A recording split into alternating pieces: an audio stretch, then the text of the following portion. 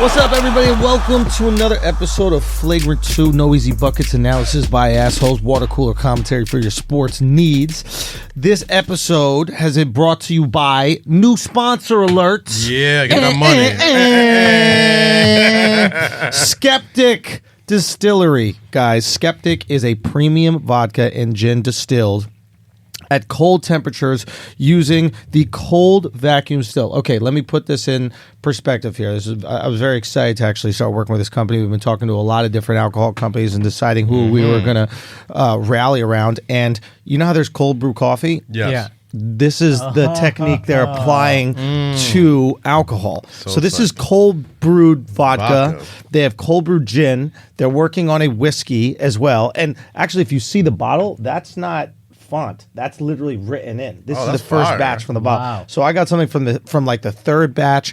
Anyway, it's really cool. So I asked the guys, basically what they said is that when you distill it at that temperature, it allows you to distill it continuously, and it's at 50 degrees Fahrenheit or even below freezing, which preserves the delicate flavors and improves the removal of impurities. Neither of us know what the fuck that means. But sounds like it's delicious. Yeah, but I'm telling you, smoother. Cold brew coffee is supposed to be smoother. Doesn't have that bitter fucked up shit. Thinking, yeah. It is, and I tried it, man. And I'm not even the biggest vodka drinker, even though I was up at the game this weekend. I had quite a lot of vodkas, but I thought it was good, man. I thought it was really good. Yeah, the results speak for themselves. Skeptic Vodka went, or actually it swept the USA Spirits Awards, earning Vodka of the Year and a 90-point overall rating. No shit. We're talking about the next game here. You're going to see all the other companies hop on board with this cold brew, just like you've seen all the other companies hop on board with the cold brew coffee. And let's start with the first one. Let's start with the guys who changed the game, man. It's American made too. That's what I'm saying. Handmade in Chicago. There we go. And who's more drunk than Chicagoans? Right. Skeptic liquors are crafted to be a truly neutral spirit, unmatched smoothness and purity, perfect for cocktails, neat or on the rocks. Currently working on a whiskey by the end of this year. Now, assholes, you can purchase the bottles online at skepticdistillery.com, and if you use the promo code FLAGRANT, you can save 20% off all purchases. Any purchases over $100 will receive free shipping. That's for y'all, okay? We're turning skeptics into believers. But for real, check that out. Shout out to Flagrant Media Group for coming through, man. Really killing it. This episode is also brought to you by yet another new sponsor. Look at us. And who brought it in? We got Flagrant Media. Look at marketable. Shout out to my guy Devon, man. Okay. Devon coming through. Jamil coming through. Guys, this one is a good one. Okay. We really should. We got to get behind this one as well. I mean, we have so many good things. What are things that? What is something that is ubiquitous with black skin? Razor bumps, cocoa butter. Damn right. That's razor bumps. My bad, guys. What is something? What is something ubiquitous with black music? Slaps. Bass. Drums. I was gonna say marijuana. Cocoa butter infused with CBD, baby. Let's go. Game changer. I need a case of that. Game changer. Okay. Cocoa Dream. That's COCOA Dream LLC is bringing you a CBD cocoa butter. Okay. It is unbelievable. Obviously, you guys know the health benefits with CBD. Yeah. Everybody's been on it. Yeah. You can do drops. You can do. I put in my old diffuser before I go to sleep. I sleep like a dream, man. It's unbelievable. Yeah, definitely. And you can sleep like a Cocoa Dream with Cocoa Dream LLC. No, in all seriousness, I think this is a brilliant idea. I haven't seen anybody marketing specifically for lotion purposes, but why not? I mean, I have used CBD creams before, but they weren't like, hey, this is also going to help your skin. It was just like, rub this over the part of your muscle that's like hurt. Yeah. Why not kill two birds with one stone here? And if you be glistening at the same time. The Venn diagram of black people who use cocoa butter and marijuana is a huge overlap. This is my exact demographic, right? Yeah. Like weed and lotion. Okay, so don't be ashy and be kind of healing, not high. You know how it goes. Look, the reality is that there was a farm bill in 2018, and when it was passed, it made CBD legal. These guys have figured out a way to fuse cocoa butter with natural extracted CBD straight from hemp. Cocoa Dream LLC is family owned and operated right here in the U.S. This product is not designed to get you high, ladies and gentlemen. It is designed to make you feel better. It's a product for pain relief. All right. You work out, you're an old man like me, maybe put it on a hemorrhoid. I should try it on the hemorrhoid. Dude, I don't smoke weed and I want this. You got to do it. Good for your hands, back, shoulders, knees, and anywhere you experience joint or muscle pains. Also uses a good moisturizer. Head over to cocodreamllc.com. That's cocodreamllc.com, and to place your orders, okay? You place your orders for you, your friends, your family, your coworkers. I know we got Father's Day coming up, right? Ain't Father's Day? Get that shit. Get your pops. You know, your pops is ashy and sober. Why your pops ashy and not high, bro? Get it together. If you someone that trains, someone that hits the gym, anybody just experiencing pain, you can use the offer code Flagrant to save some money off your purchase and receive free shipping for any purchases over $100. The offer code is Flagrant, as always, to save money off the purchase and free shipping for any purchases over $100. All right? Son, if you a father, a lot of asshole fathers, get it for yourself. Your kid gonna get you an ugly ass necktie. Get yourself something. Get you some vodka and some CBD oil and have a goddamn good time. Get it, baby. cocodreamllc.com. Okay? Make sure you go. Contact them. Do it up. And finally, this episode is also brought to you by Manscaped. Shout out to Manscaped, man. Manscaped coming back once again.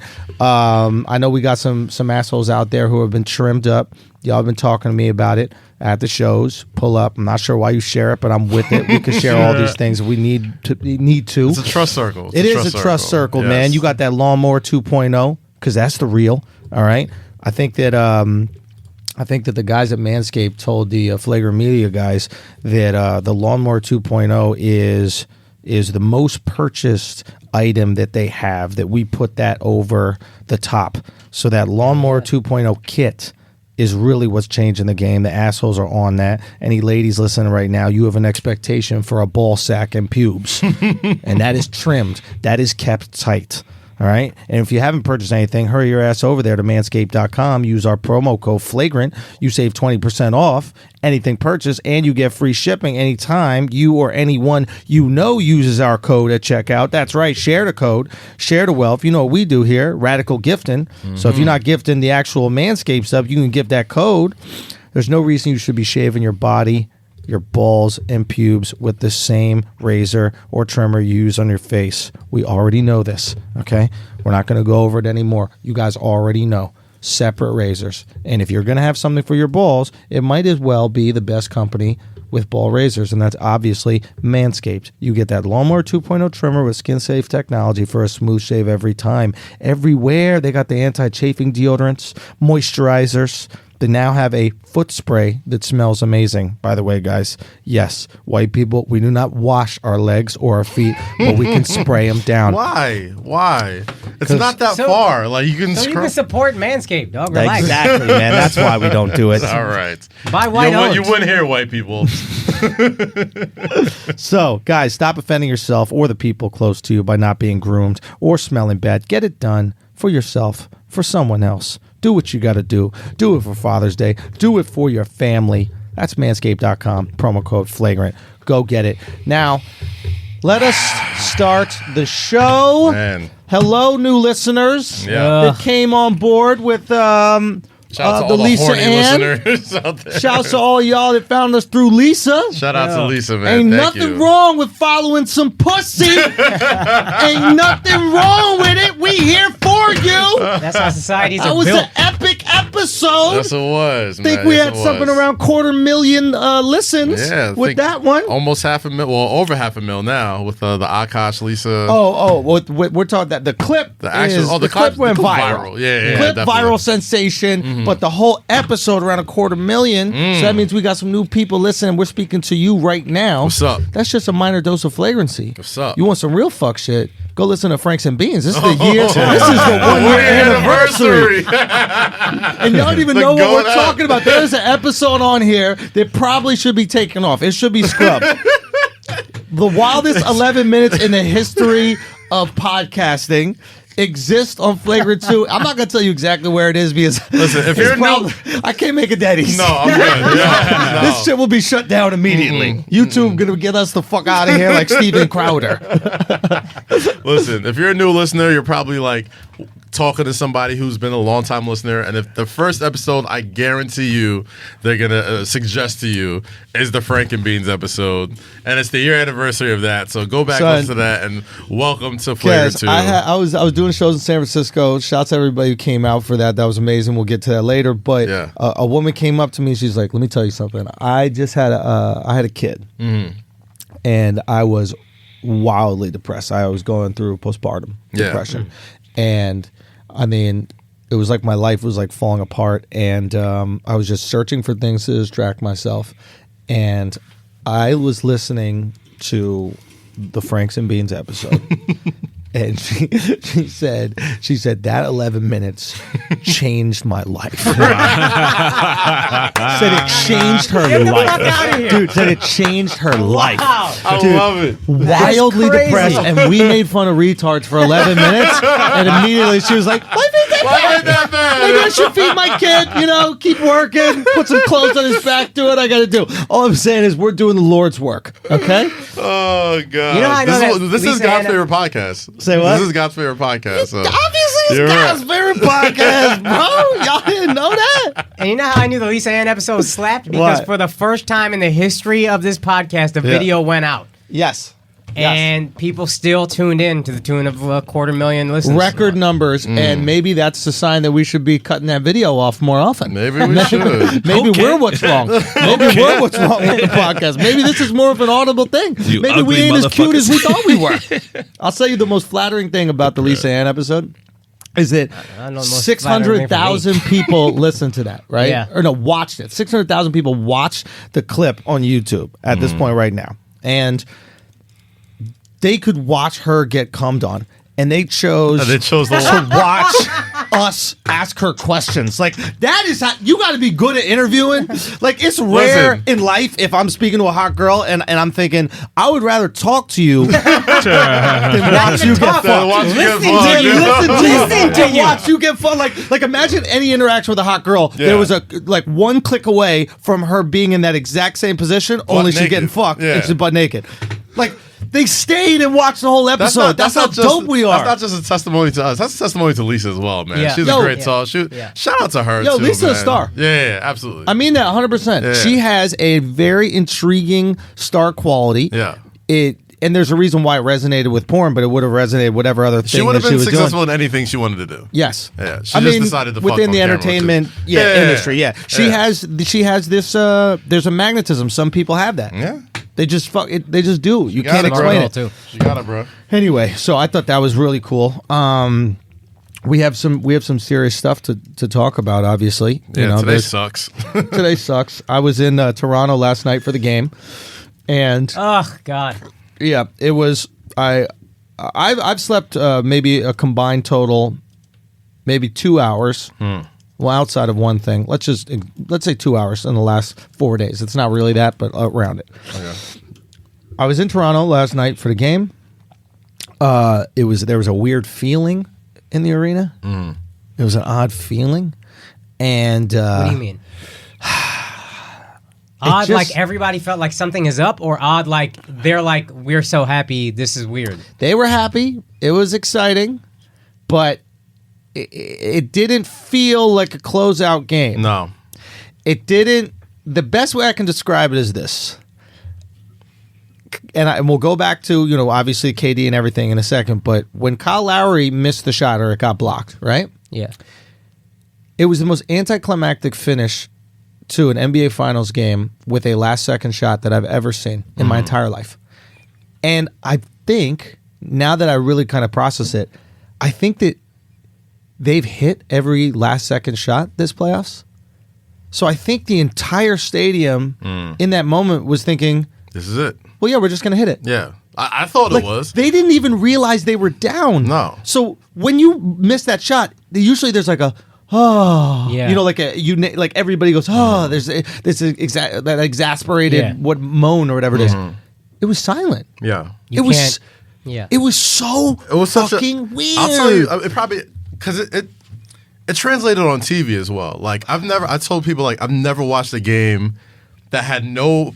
I mean, I guess in the roundabout way had to do with the Knicks, but didn't have any Knicks rooting interest that I went through so many fucking up and down emotions watching that shit. Because it's like, at first you're like, all right, it's a formality. Like, Toronto's going to close it out and whatever. Yes. Then it's like, oh shit, KD might be playing. And then it's like, oh shit, he actually looks really healthy. And it's like, oh shit, he's busting their ass. Right. And they're down 3-1. If there's any team, if there's anything more poetic to happen to end this dynasty, is them to come back 3-1. And it looked like they was about to do it. Right. Because KD was looking like he was on his way to a 40-point game. Steph was getting loose, and they were down by like double digits. Right. And then he fucking goes down. And you hope for the best, but like I felt like everybody knew immediately. Like nobody here is doctors. I thought it was a calf strain, and I was like, good. Missed a couple games. Oh, let me real quickly say something. I forgot to say this in the beginning. And I'm doing this at this point of the episode right now so that Alex doesn't have to go back and re-edit stuff.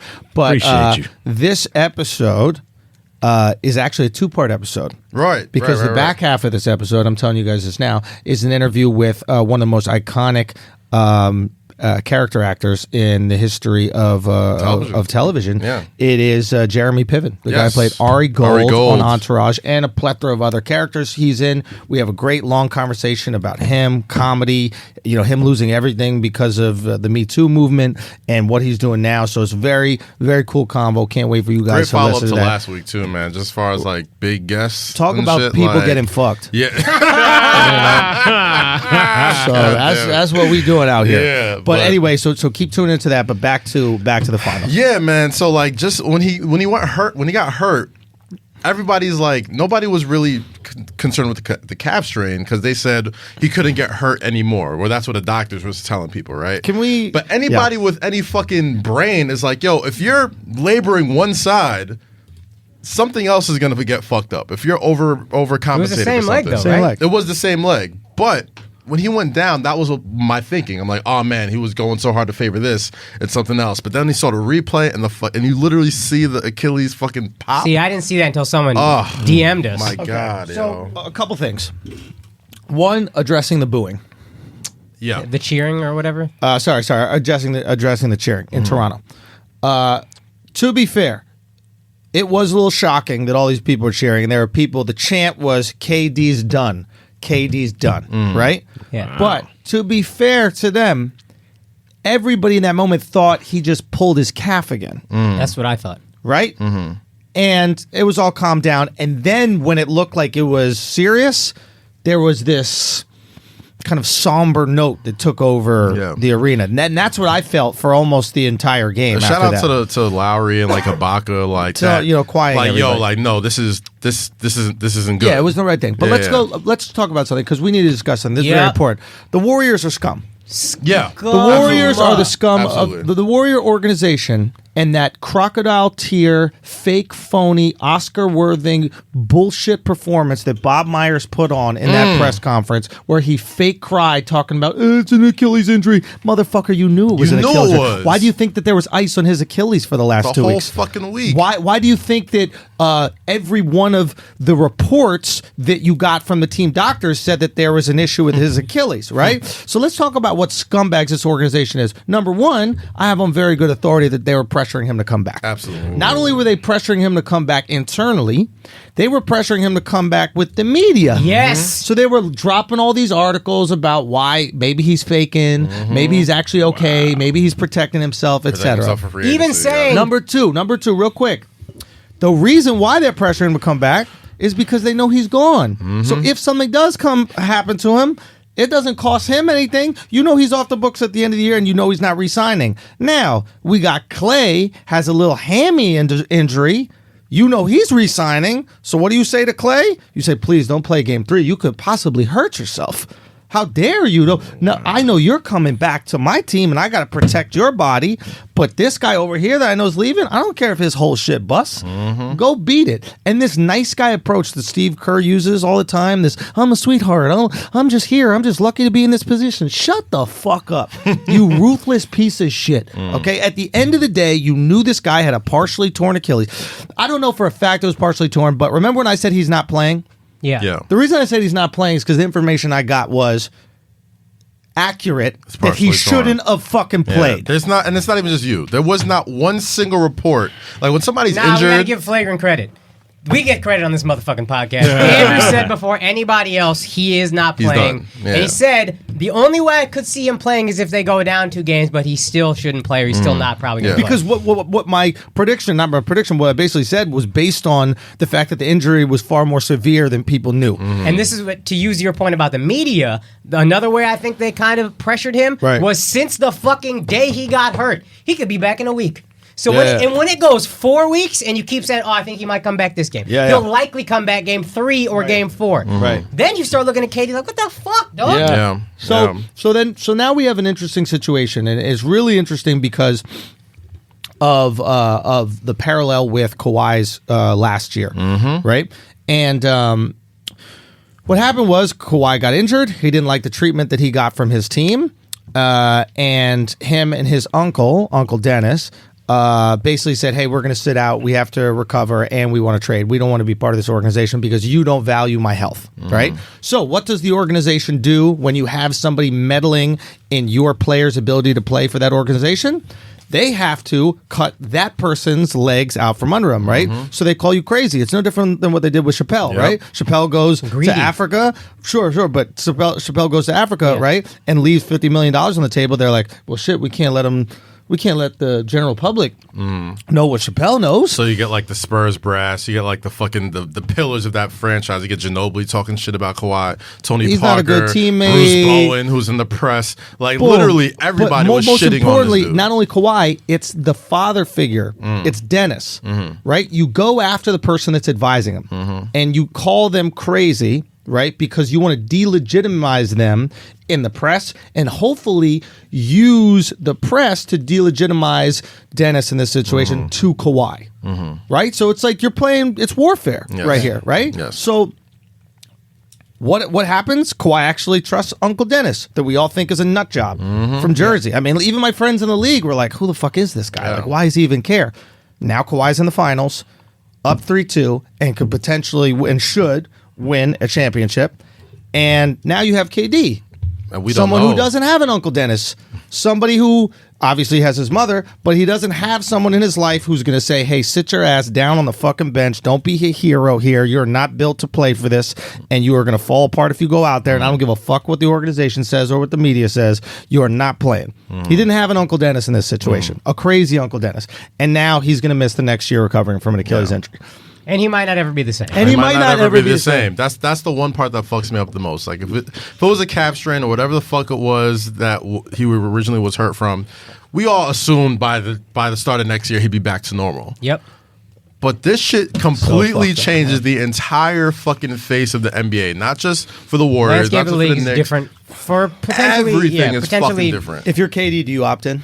Yes. You got to. I opt in just to fuck Golden State over. You fucking have Pay to. me $30 million to recover, you pieces of shit, and then I'm leaving immediately afterwards. Yep. Now let me ask you. Opt in just for everybody's listening. So KD has a player option next year with the Golden State Warriors. So it's his choice to either opt out and test free agency or opt in with the Warriors and take the $31 million that they owe him. And the $31 million, he could essentially, for the whole year rehab, he gets to fuck over the Warriors because now they're in cap trouble. They can't sign people.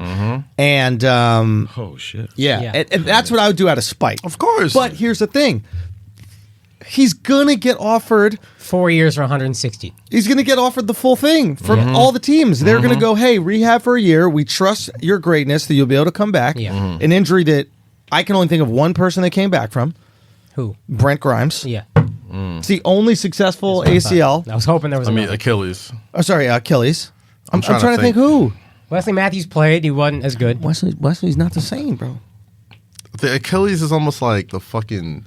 Dude, there's a goddamn Greek character based on Greek god based on this fucking injury. Yes, like that's how He was devastating it is. unstoppable. Yeah. KD is a Greek god before this. Unstoppable, great defender, hitting threes from anywhere. Yeah. Kind of a bitch, but whatever. Hurts his Achilles, never the same. I'm so.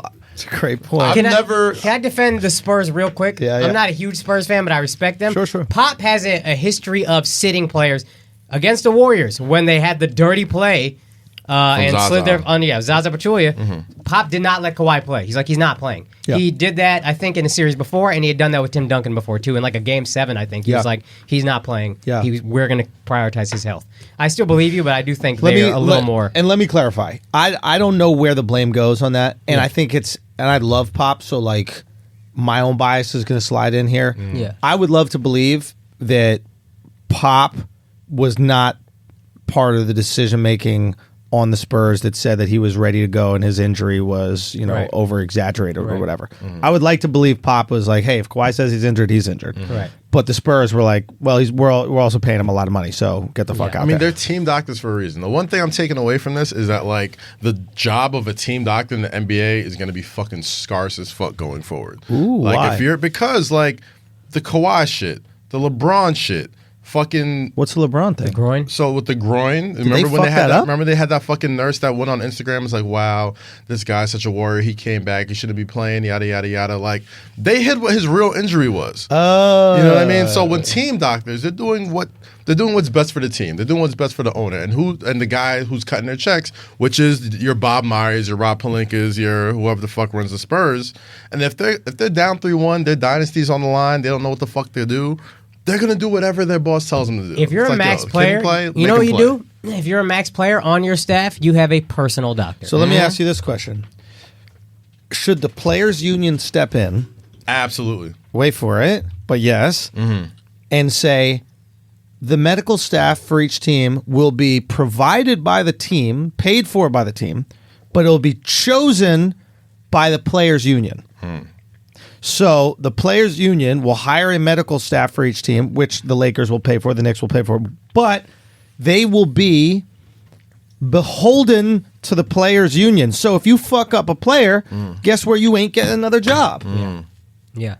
There might be another way to go around it because, like you guys said, if they're completely loyal to the Lakers and their job is to get LeBron back out on the floor, not get him healthy, you're not going to get the most out of these doctors for the injuries that they have to deal with. I mean, the one thing that whole team went through, and Kerr went through, and Bob Myers, they all said there was no way he could re-injure it. He could only strain it more. That's the only risk. There was no Achilles danger. Y'all and believe that's that? a team doctor Bruh. thing. That's what I'm See, saying. but when like, it comes to medicine, that's it's like bullshit. it's subjective. Like everybody recovers differently. They But give if it's like in a- timelines, but it's But how like do you you do- have Grimes who came back from an Achilles and no one else. So it's like you can't put it on the doctor. if you know it's an like, Achilles hey, injury- that was my suggestion, but he just didn't recover in the way But that I Alex, thought. if you know it's an Achilles injury, don't fuck with that. If you have any and if the thing is it's a calf strain and then he tears his Achilles, I guess it's possible. It's a freak fucking tear of the Achilles for no reason, but that doesn't really make sense to me. So to me, it seems like what makes sense is you are out with an Achilles injury. Andrew has sources that say as much, and all of a sudden you're playing on an Achilles and then you tear your Achilles. It's probably the team that ruined your career. And if I'm KD, I opt in for the full year, rehab, say it's going great, and then I sign a big deal somewhere else. so But fucked then up. he takes the chance that Yeah. they know he's going to leave after, so they can put out reports that the rehab isn't going that well. But I think so at then this point- they at fuck this point, up his I'd chance take of getting that. the max contract. At this point, I take that chance. At this point, I Really? take that chance. You see what it worked out for Kawhi. Kawhi had to eat shit from the Spurs for the entire year. Didn't say nothing, and I guess Kawhi's more built for that than KD is. Because KD's he's more out there. He tweets, he interacts with motherfuckers. Kawhi doesn't give a fuck. He's a robot. So like he ate the shit for a year, came back to Toronto. Now he's a hero, right?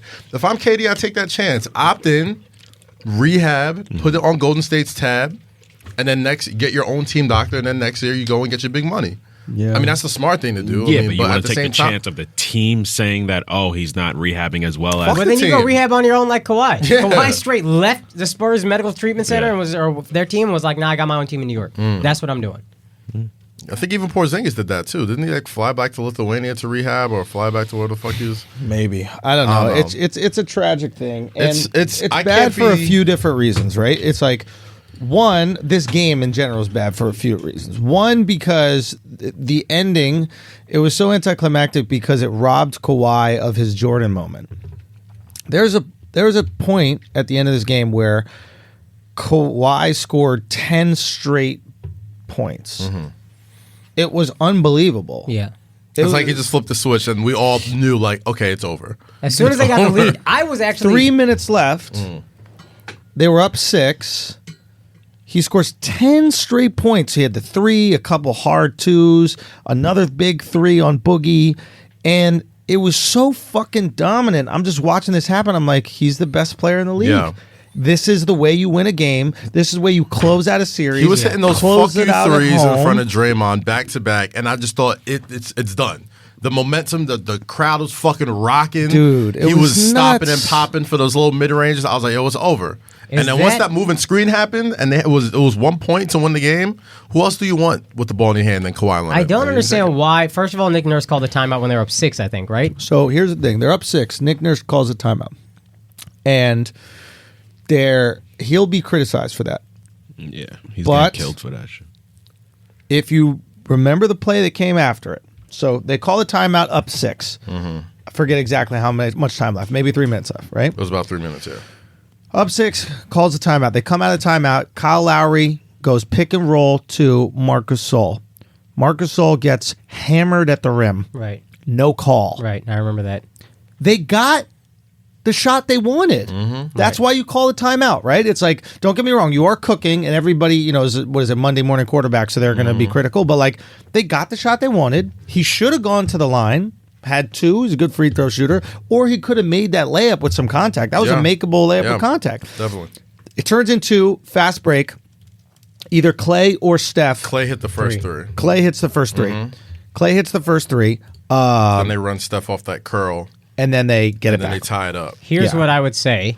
I don't remember in all the years I've watched basketball a team going on a run and then calling the timeout on themselves. It is, I was talking to guys after the game, and it is conventional wisdom.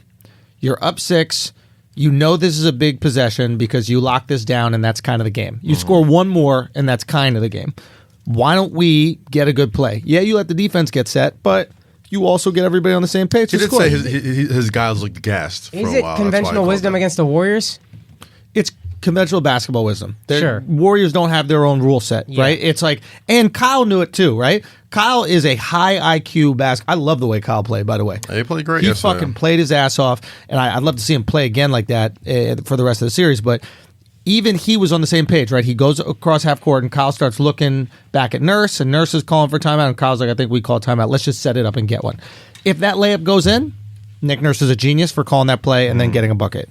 If it doesn't, how could he call the timeout? Yeah, I'll live with that. I honestly think we're not giving enough credit to the Splash Brothers, man. Bro, they did what they do. They had no business winning that at that run, at that point that the fucking Raptors were cooking and the arena was rocking. Like, they had no business. They're the only team that wins that game, that has 2 weapons that can literally go off for 6 or 9 points in quick seconds like that. They're the only team in the world that can pull that off. Makes me sick. And they did it again. Makes me fucking sick. And they both did it. My guy. Doing what they do. Right? The other question I have, Yeah. Monday morning quarterback, why don't you run a pick and roll for Kawhi on Clay, who is their best perimeter defender on the last possession? They let Kawhi go ISO, and I was wondering, and maybe somebody said it, and that's why I was wondering, but like pick and roll. That's so. I actually think Kawhi waved them off. I think if you go pick and roll, you run the risk of getting trapped, passing out of the trap, and then getting it picked. Fair enough. That's the idea, right? Yeah. I think in that position, Kawhi felt. I mean, he just scored 10 straight, right? So there's nobody that he needs a switch on. Mm-hmm. He can get his buckets on Clay. He can get his buckets on anybody. It's really credit to fucking, and once again, Iggy out of nowhere makes an amazing play, amazing defensive play. He had great help defense. He came all the way over. They ran the risk. They ran the risk of giving up that layup because Iggy came to help from weak side. The weak side help came to guard whoever was down in the post to give up the open layup because that's what would have happened if they got double teamed. They kicked it back out. They got Kyle Lowry a pretty open shot, and Draymond made a hell of a defensive play to stop it. So it's like you got to give it up for Dre. They made the right play. It's just they're champions, dog. Like the Warriors are champions for a reason. Like they're not just some pretty like jump shooter motherfuckers. Like they make those dirty plays that you need to win at the end of the game, and like you don't. When you have championship teams, man, like you got to cut their head off when you have the chance to, because now they're alive. They're going back to Oracle. Yep. They got all the emotion and the momentum behind them to pull some shit out. They have a narrative. Now they have it because this is very interesting. What will not be in the news this week is the Warriors let KD play when they knew that his Achilles was at risk of popping. What will be the story is what pieces of shit those Toronto fans are booing a guy who got injured. It's like, well, why was he even in the position to get injured? Yeah. Like they're gonna make KD a hero. He gave everything, gave it all for his team. You fucking pieces of shit. We'll find out in July what KD really thinks. Real talk. We'll find out in July what KD really thinks. And you know what? He's gonna say it. Yeah, of course. KD's gonna say it. Of course, because as much as it makes sense for him to opt in and be petty and have Golden State, pay for that rehab, I wouldn't be surprised if he says, "Fuck you guys, I'm out. Yeah, I'm gonna go rehab where I want to rehab." And does this hurt the perception of the Warriors within the league for players? Is a big free agent looking at the Warriors like Giannis? There's rumors already kind of starting that maybe Giannis goes to Golden State when he's free. If KD leaves, if I'm Giannis, am I looking at that like? I'm kind of similar to built to KD, much more muscle, but like kind of similar. Do I want to do that? Do I want to risk an injury and then they throw me out there, parade me out there before I'm ready? Who knows, man? I don't know. It might. I think it's worth chewing on. I do. I think what the real takeaway from this is for players is if you're hurt, sit. Be hurt. Sit. Just fucking You don't have sit. to be a hero. This is a job. Okay? Yeah. This is a job, and your job is dependent on your physical ability. Yeah. And if your physical ability is hampered for the rest of your life, you no longer have a job. Look at Isaiah Thomas. He's about to be. Was out it of you the that texted me that? He's about to Said be the out the exact- fucking league, possibly. He'll be in the big three killing. How many of these lessons do we need to learn? He's going to need to learn Chinese lessons because different. that's what it's like people bro. are playing ball. It's different because, so many times, we kind of did the same thing with Derrick Rose, but, social media wasn't that crazy back then, so we don't know the very intricacies of every team doctor. But, he being cleared to play and ready to contribute and not hurt yourself are two very different things. A team could clear you to play, but if I don't feel like I could go, Yeah. I ain't going. And that's what happened with Kawhi and the Spurs. Did you notice how they worded it? This is how clever these motherfuckers are. He was never cleared to play. Cleared to practice. And the no minutes restriction see thing. that? The no minutes restriction thing is what raises the fucking red flag for me. I'm like, But dog. what is cleared to practice, Kaz? You could be cleared to practice with a whole cast on your leg. Dog. You could just do layups. Yeah. Practice isn't anything. Jalen Rose was on Get Up talking about how the reason why he didn't see him playing is because they tried to work him out before Game 4. Yeah. And it was basically just like a 3-on-3, And it just wasn't going, right? And KD, and quote unquote, he said he punted the workout because he just couldn't go. He just couldn't go. And that's the whole thing that raises the red flag for me, dog. Not just is it going to affect the Warriors and how free agents look at there, but just team doctors in general. I think players are going to take more power back more than ever, especially if you're a max guy, if you're a superstar type player, and say, fuck the team doctors. I'm my own guy. I'm not risking it if I feel like I'm in danger, and now my bag's fucked up. What do you think happens with the end of the series? Predictions. I still think Toronto wins it because, to be honest, even when KD was playing, this is one of the few times as a sports fan I've been supremely confident, and it didn't work. Yeah. But even when KD was balling, I was like, whatever, they're gonna weather the storm. Yeah. Then when KD went down, I was like, they're gonna win. Yeah. Then when they went down 5, I was like, oh shit, they might lose. Yeah. But I still kept thinking, Steph cannot run like this. Now the one thing that's different is 2 days off between the next 2 games. Right. But my feeling is Steph isn't built like LeBron to carry a heavy workload night in and night out. He can break down. Yeah, it's going to take... And that's what happened. Now, again, it was only 1 day between games, but between Game 3 and Game 4... Right. And Bill Simmons actually said this. It was a really brilliant plan from Nick Nurse in Game 4. After Steph went crazy in Game 3, just run around everywhere. Frenetic pace, up and down the court, and the second half he'll wear down. And that's what happened. In the second half, Steph started missing. He got tired. And there's an extra day of rest, but I tend to think the same thing will happen. Yeah. Kaz, what are your predictions? I still think the Raptors close it out in the Oracle. I've said Raptors in 6 for a while, even though people think I go back and forth. No, you said Warriors first. We have the exact time You've been saying all that shit. Anyway, I I do think the Raptors close it out in 6. I think that even in KD's very little productivity, all 11 of those points, they needed every one of those points just to squeak by 1 point. Not having him having a whole game to pretty much swarm Steph Curry and make sure he's not effective, I just think it's going to be too much, and I think Toronto closes it out Thursday, man. And I think Boogie, something Andrew pointed out, like, I don't think Boogie can go heavy nights back-to-back. No. Heavy minutes, back-to-back games. I think he's going to have a worse game. I think he started to fall apart at the end of last game. Yeah. That's why he had the moving screen and, like, the one goaltend that they called and, like, upheld the call. I think it was a bad call. Yeah, I thought it was good, But he just got tired, I think. Yeah. And he's coming back from a torn quad and a torn Achilles. And mind you, he was about to not play. Like they had, I forgot who they started. They started with the Hamptons 5. Yeah. So Draymond was essentially playing center. Then they threw Kevon Looney out there, who's clavicle or whatever the fuck is fucked up, broken cartilage, whatever. You know what I'm saying? Chest. And Boogie was sitting there not getting no burn. Then Bogey got out there.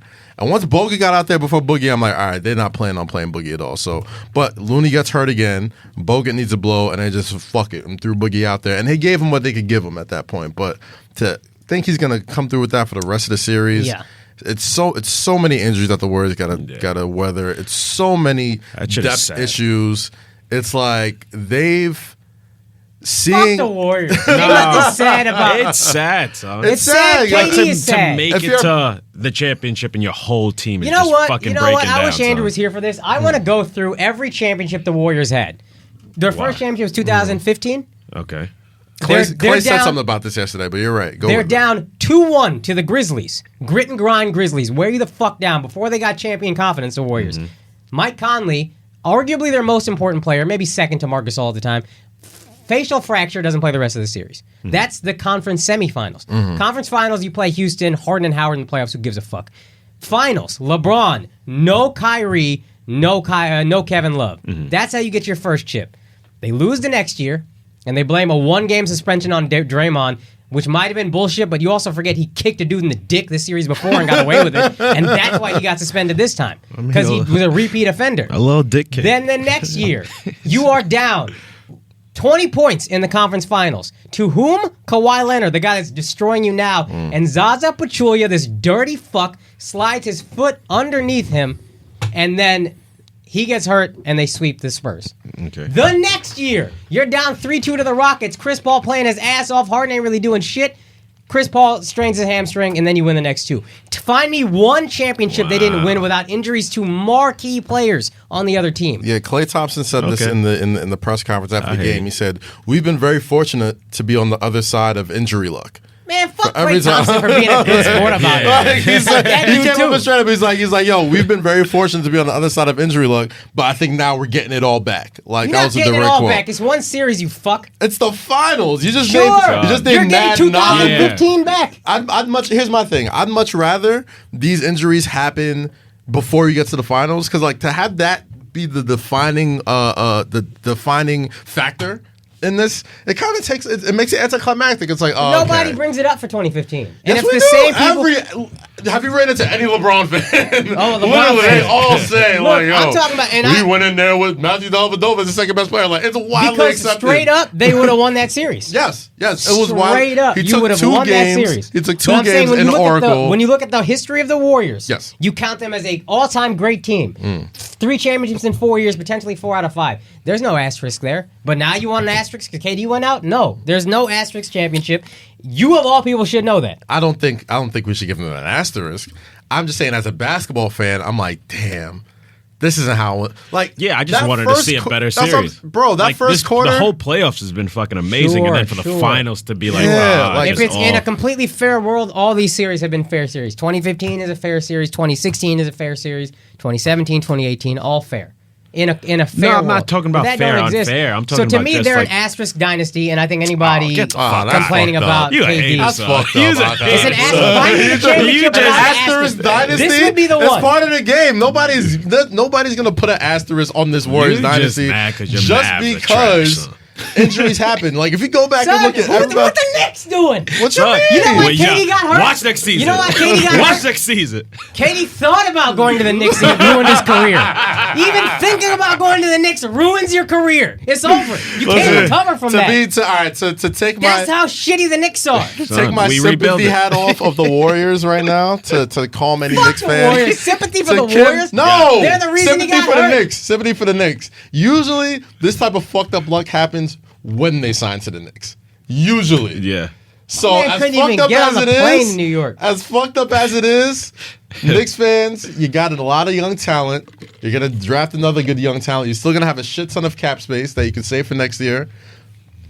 It sucks. You're not getting the best player in the world anymore, but At least you got the number 1 draft pick. at least you got the. Listen, I I, mean, like it. Did you see what RJ Barrett said yesterday? It was as soon. Fuck up. Yo, man. yeah, Nobody fuck you, cares. Akaash. Nobody You didn't watch cares. any college basketball it was this year. as soon as You he gotta stop signed. talking about RJ Barrett losing the fucking You're bugging, Elite son. Eight or whatever. You're As bugging. As soon as he closed on his RJ property Barrett, in New York. I welcome Yo, you, I'm my telling son. you. My As soon Canadian as he Kobe. closed on his property in New I York. said Listen. even Andrew. I said even thinking about going to the Knicks ruins your career. I said, fucking true. I said it's usual Knicks luck, Yeah. but this usually happens when they sign to New York.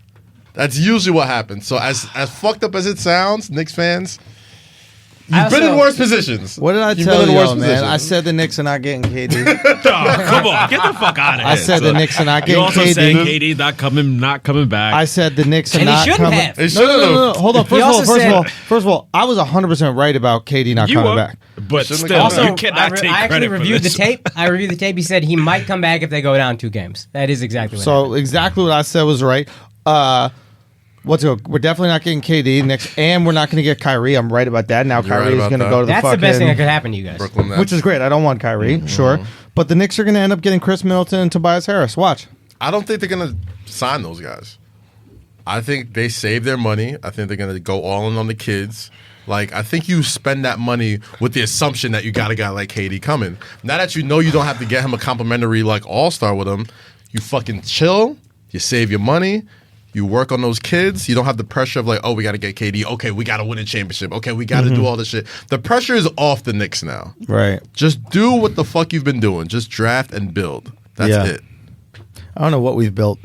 Look at the Brooklyn Nets. Absolutely. All you gotta do is look across the bridge. Nothing. They were shit 4 years ago. Yeah. Absolute shit. They had cap space problems. They had no prospects. They had no draft picks. Now they are the premier destination in New York. And it's crazy that they still rebuilt faster than you guys. And they with all rebuilt those faster than problems. us because they stuck as much as I don't fuck with the Nets and I'm a Knicks guy through and through. They stuck to their plan. They developed the guys that they drafted. They made smart trades to get more draft picks, and they built from within. So like all you got to do is look across the bridge and be like, hey, it's not all that fucking terrible. You're not gonna get KD, or if you get KD, you're gonna get an injured version of him. But you've been in worse positions before. Don't panic. The pressure's off now. You can build like a regular, competent NBA franchise does and not swing for the fucking dream scenario like Fuck we've the always been Knicks. used to. Come on, son. Fuck the Knicks, dude. Knicks fucking suck. We need to turn on the Knicks, dude. We really need to turn on the I Knicks. actually do think never. We need this to turn on idea, the fucking Knicks. This idea that we're so loyal to the fucking It's Knicks. propaganda, we assert dog. everything. It never works. Name a franchise that it's worked for. Name a loyal franchise that has ended up winning again. The Browns. They haven't won shit. The Browns were pretty good last year, and they look they like to haven't be won better. shit. They They didn't haven't make the played playoffs shit last year. They haven't played shit. They but didn't even you make could the say playoffs. You could say the same thing about the Brooklyn Nets. They haven't won shit. Exactly. But they're on their way. They're also a new franchise. Also, nobody's loyal to them. They have to win so they can get fans. I'm Okay. talking about look at LA. So The you wanna be second loyal LA to the starts Nets? losing, the second LA starts losing, nobody gives a fuck. They're not a loyal team. There's other shit in LA though. That's Say why. what? There's What other have you shit. done for is me there lately? not other shit in New York? This is the thing. We need to have a more right. "What have you done for me lately" attitude about our sports teams, I so that they 100% do believe some shit for us lately. What have you done for me lately, Knicks? What have you done for me lately? Like, have you seen Star Rowe on the Knicks? It's the same guy from The Sopranos. They can't even get real celebrities to show up at fucking Knicks games. I just wrote the 4chan to that motherfucker 2 weeks ago. What's his name? I don't remember. What was his name on the show? Whatever. Bobby? Big pussy or They some shit. got Bobby dude Bacalao. from that movie with Jamie Foxx. We can't even name the fucking guys. Breaking Bad. The white guy. They got They got Aaron Paul. Aaron Paul. No. Brian Cranston. It doesn't matter. We can't even name Celebrity Row. Dude, Celebrity Row is so sad. They veer over to him. And it's like some guy from SNL you've never fucking heard of, right? And then they show a picture of the character he plays, and then people are like, we don't watch that shit. It's embarrassing. Yeah, Cardi goes to the Barclays Center now, bro. Say what? Cardi goes to the Barclays Center now, man. She don't even think I don't think she I'm telling you, man, this idea that you support your teams when they're good and bad, it is propaganda from ownership so they don't have to be good. Because if we were all honest and we were like, yo, why would I go torture myself? You pay for season tickets to watch your team lose constantly. Thousands and thousands of dollars. I'm not paying for any Cowboys shit until they start winning. I'll watch a game, but I'm not putting no money in your pocket directly. No. Fuck Why that. would I do it? The owner sucks. We don't get anything from them. Like, it's just the weirdest thing. The only thing that they can provide us is wins. Yeah. So why would we support them when they don't win? And they make bad moves. It's a stupid business. I'm a guy who loves basketball.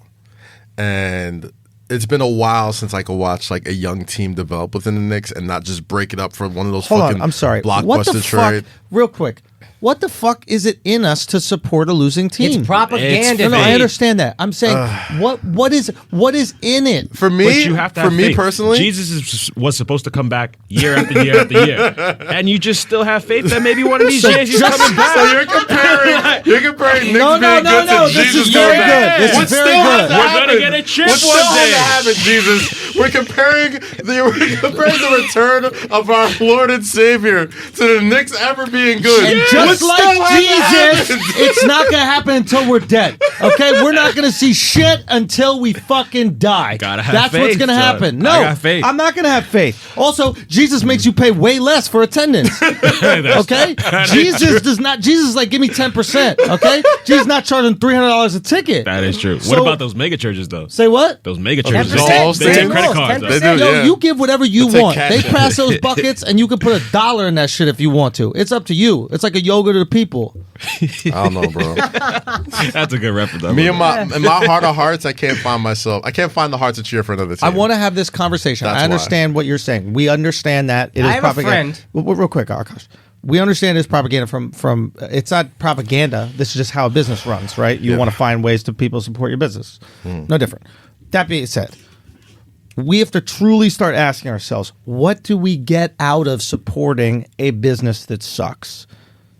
It's un-American. Do you know what it is? It's socialism. It's communism. It's communism. Supporting a bad basketball team is collusion with Russia. You are a Russian if you support the Knicks. You like the Knicks, you are a fucking Russian. A commie bastard.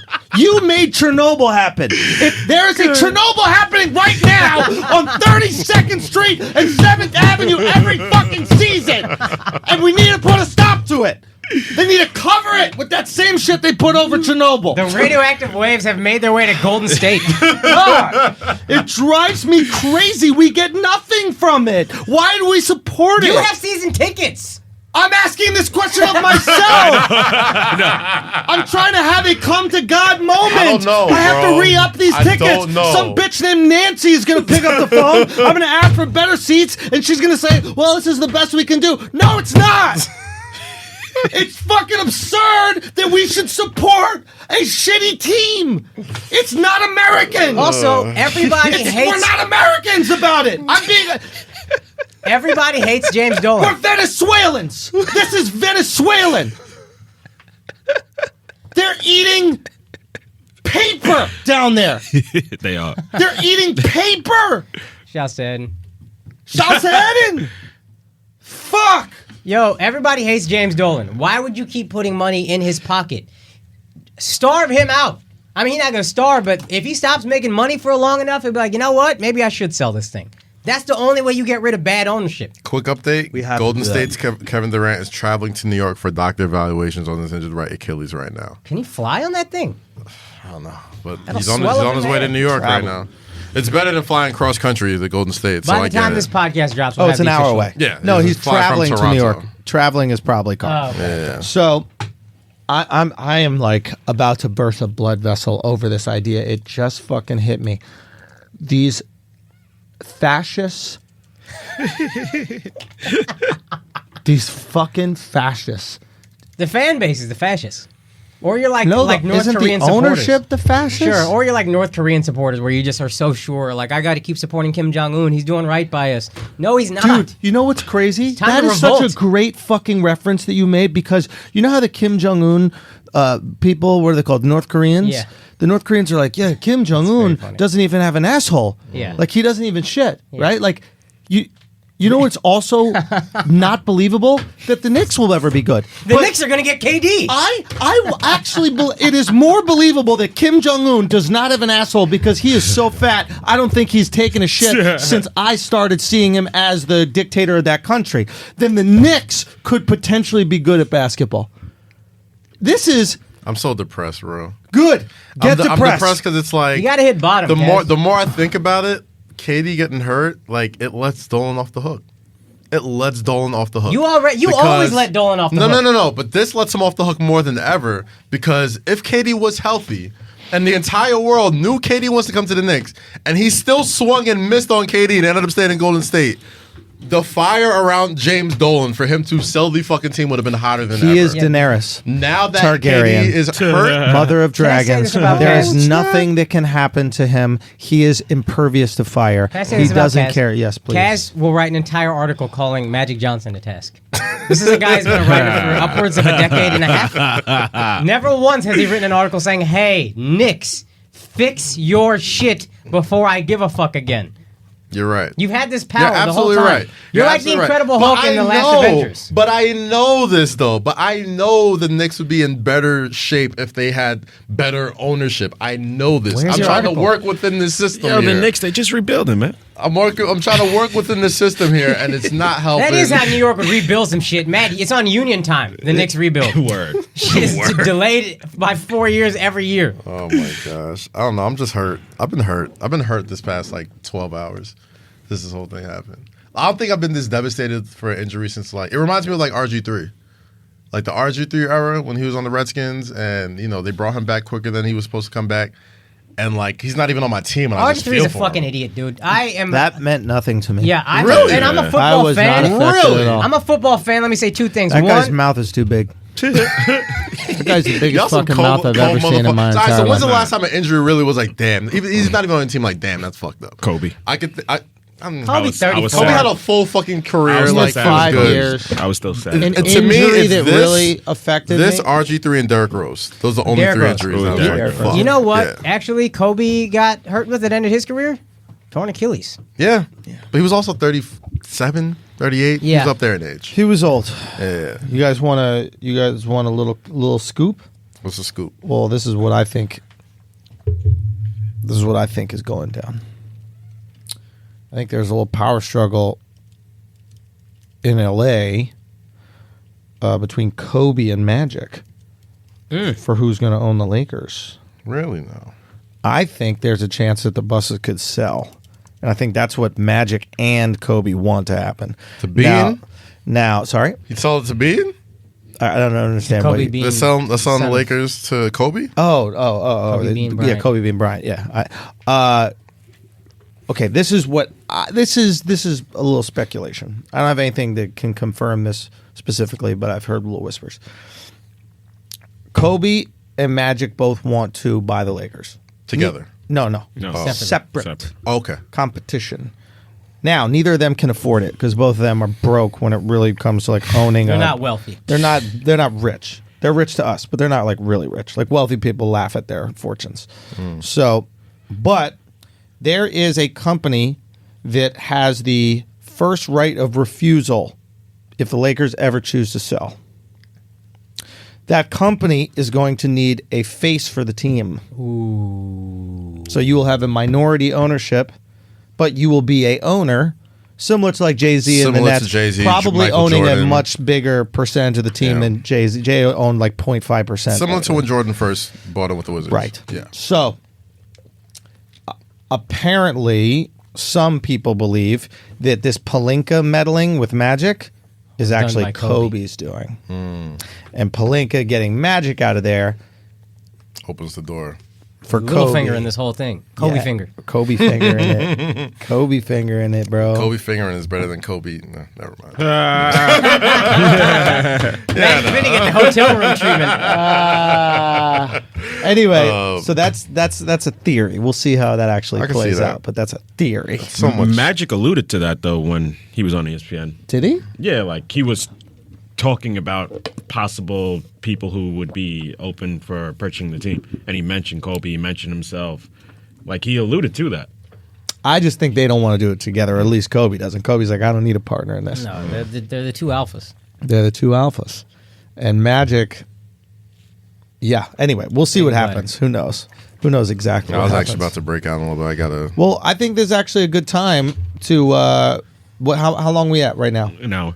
Because I think this is actually a good time that we break into the Jeremy Piven conversation. You know, we spoke about obviously the finals. Yeah. Before we bust into that, I just want to say that this weekend I'll be in. No, we got it all. This weekend, some shows, some Mad Door shows. Or real quick, let me just say, San Francisco, man, and Ann Arbor, Michigan, unbelievable, man. Lit. I mean, so cool. Thank you guys so much for coming out. It was just crazy. And the reason why it's so crazy is because Ann Arbor, Michigan is like the Austin of Michigan, right? It's like the super liberal college town of a conservative spot. And I love it when comics come to my shows to watch. And even when the comics are on the shows, they're like, yo, your crowd is amazing. I'm like, what exactly do you mean? I know what they mean. Like, no, but like they're down for jokes. They're like not sensitive. They're not like oohing. And they're all like, I mean, this is like Ann Arbor. You know, you can't joke about anything over here. And you guys were going crazy. And the same thing with San Francisco. San Francisco is super sensitive. Super sensitive. Super progressive. And the comics were like, yo, your crowd is amazing. You can tell dark jokes, this, that, the other. And it's like, we've curated this shit for years. We basically, for years, told people, get on board or get the fuck out. This is what we're going to do. And I promise you that we have the best crowds in comedy right now. The most diverse crowds, the best crowds, and the ones that are willing to let us go the furthest with the jokes. And it's just an amazing thing to happen, amazing thing for other people to see as well. Like, when you get to see these comics react. Like even that kid, the Chernobyl extra. Son. There's this kid. About him, yeah, he looked like an extra from Chernobyl so on the show. And even him afterwards, dude, he was coming up and he was just like, dude, it was just great, blah, blah, blah. So it's just, it's just, I don't know. I'm just really proud of what we've been able to put together. And I gotta say thank you so much, man, because I've realized this, what happens at all these shows, there's always people who go, hey man, I'm a huge fan and I brought these 5 people and they had no clue who you were, but they had a great time, whatever. And that's how it spreads. I realized that's how I've gone from a venue that seats 200 to a venue that seats 400. Right. It's just by people bringing their friends. And I'm so grateful. And I know there's people right now listening to this like, yo, I'm bringing some friends to the show this weekend. Thank you. You guys are the influencers. You guys are the difference makers. You guys will take, a comedian or a musician or anybody in entertainment from one level to the next. It's that simple. It's like everything you put in your group texts and your group chats, all that kind of stuff. So thank you, man. Discord. The Discord too is live. Yeah. Thank y'all, man. The Discord was in the building, man. You guys been fucking murdering it. So anyway, I just was so appreciative, man. You all sold out the merch the first fucking day. We almost sold out all the merch. Fashion. The fashion videos have been popping. Yo, I really want to be on one of those videos. We're going to do it. We're going to do it. I want to have it with everybody, man. And y'all can recreate them. Go for that shit, man. And the fashion challenge, go for it. But dude, it was so crazy. Like there was a feeding frenzy for the merch because the fashion videos, everybody knows about the merch. Yeah. So we sold out. We brought merch for Ann Arbor and Chicago and San Francisco.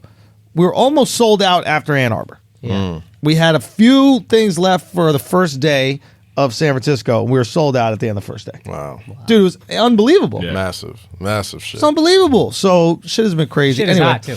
This weekend, come check us out, Indianapolis, Helium. Then next weekend, we're going to be at, where are we at next weekend? Liberty Township, I think, Cincinnati. And then the weekend after that, Denver.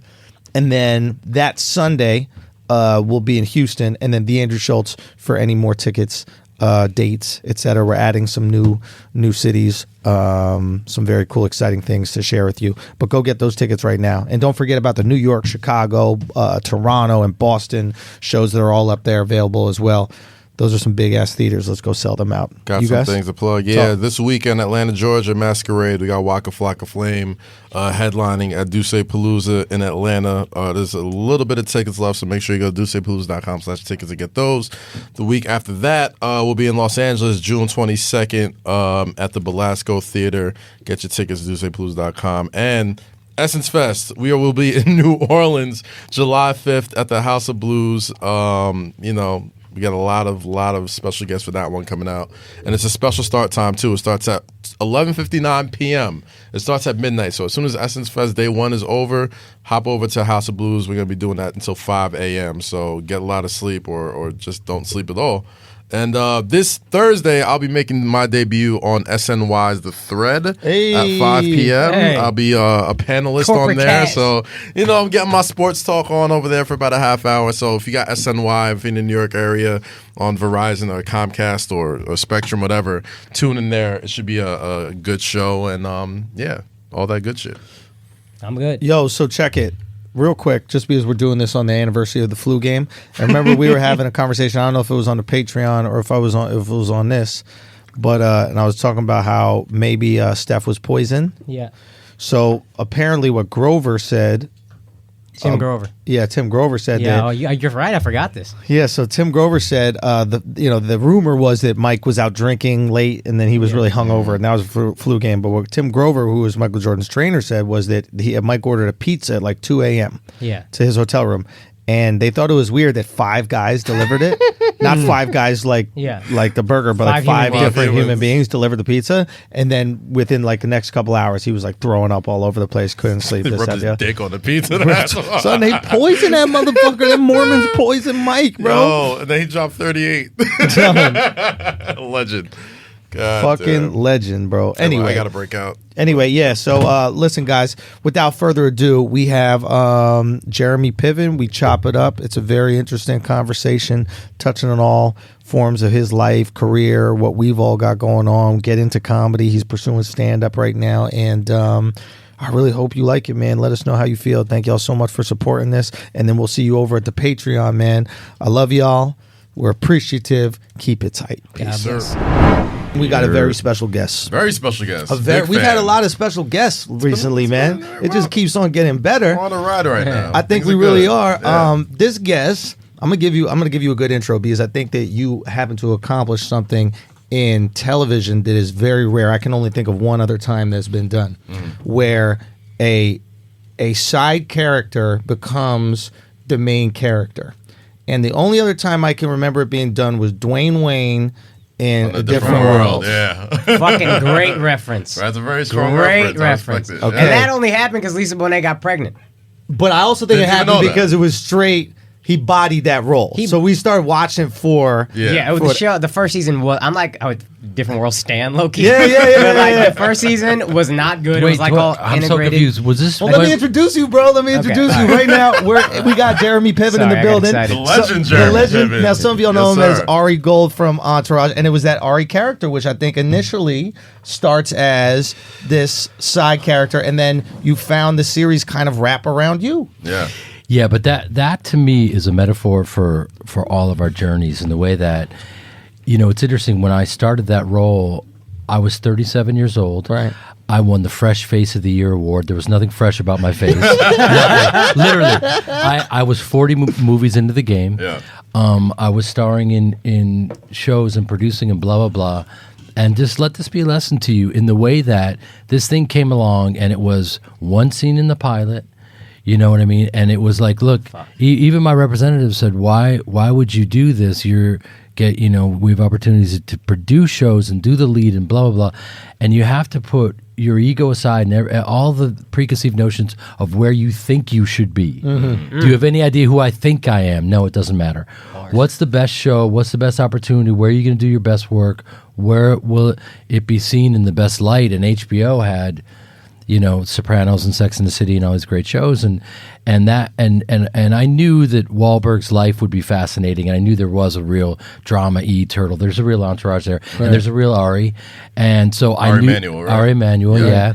Who, I mean, you guys deal with sports as well. He's big in the sports world, and he's crushing the game, and I knew that if we did it right, that we would capture people's attention because people all want to know about the back. That's why this show does well. Of course, people want to know why about the backstage life of sports, entertainment, everything. So, how pissed was Adrian Grenier or the guy? What's the guy whose name who plays? I don't even know his name. Good guy. What's his name? What's the guy's name who played Damon's. Wait, hold on. Somebody's Jerry brother. Ferrara. Not Jerry. Matt Damon's brother, Kevin Dillon. The redhead. Oh.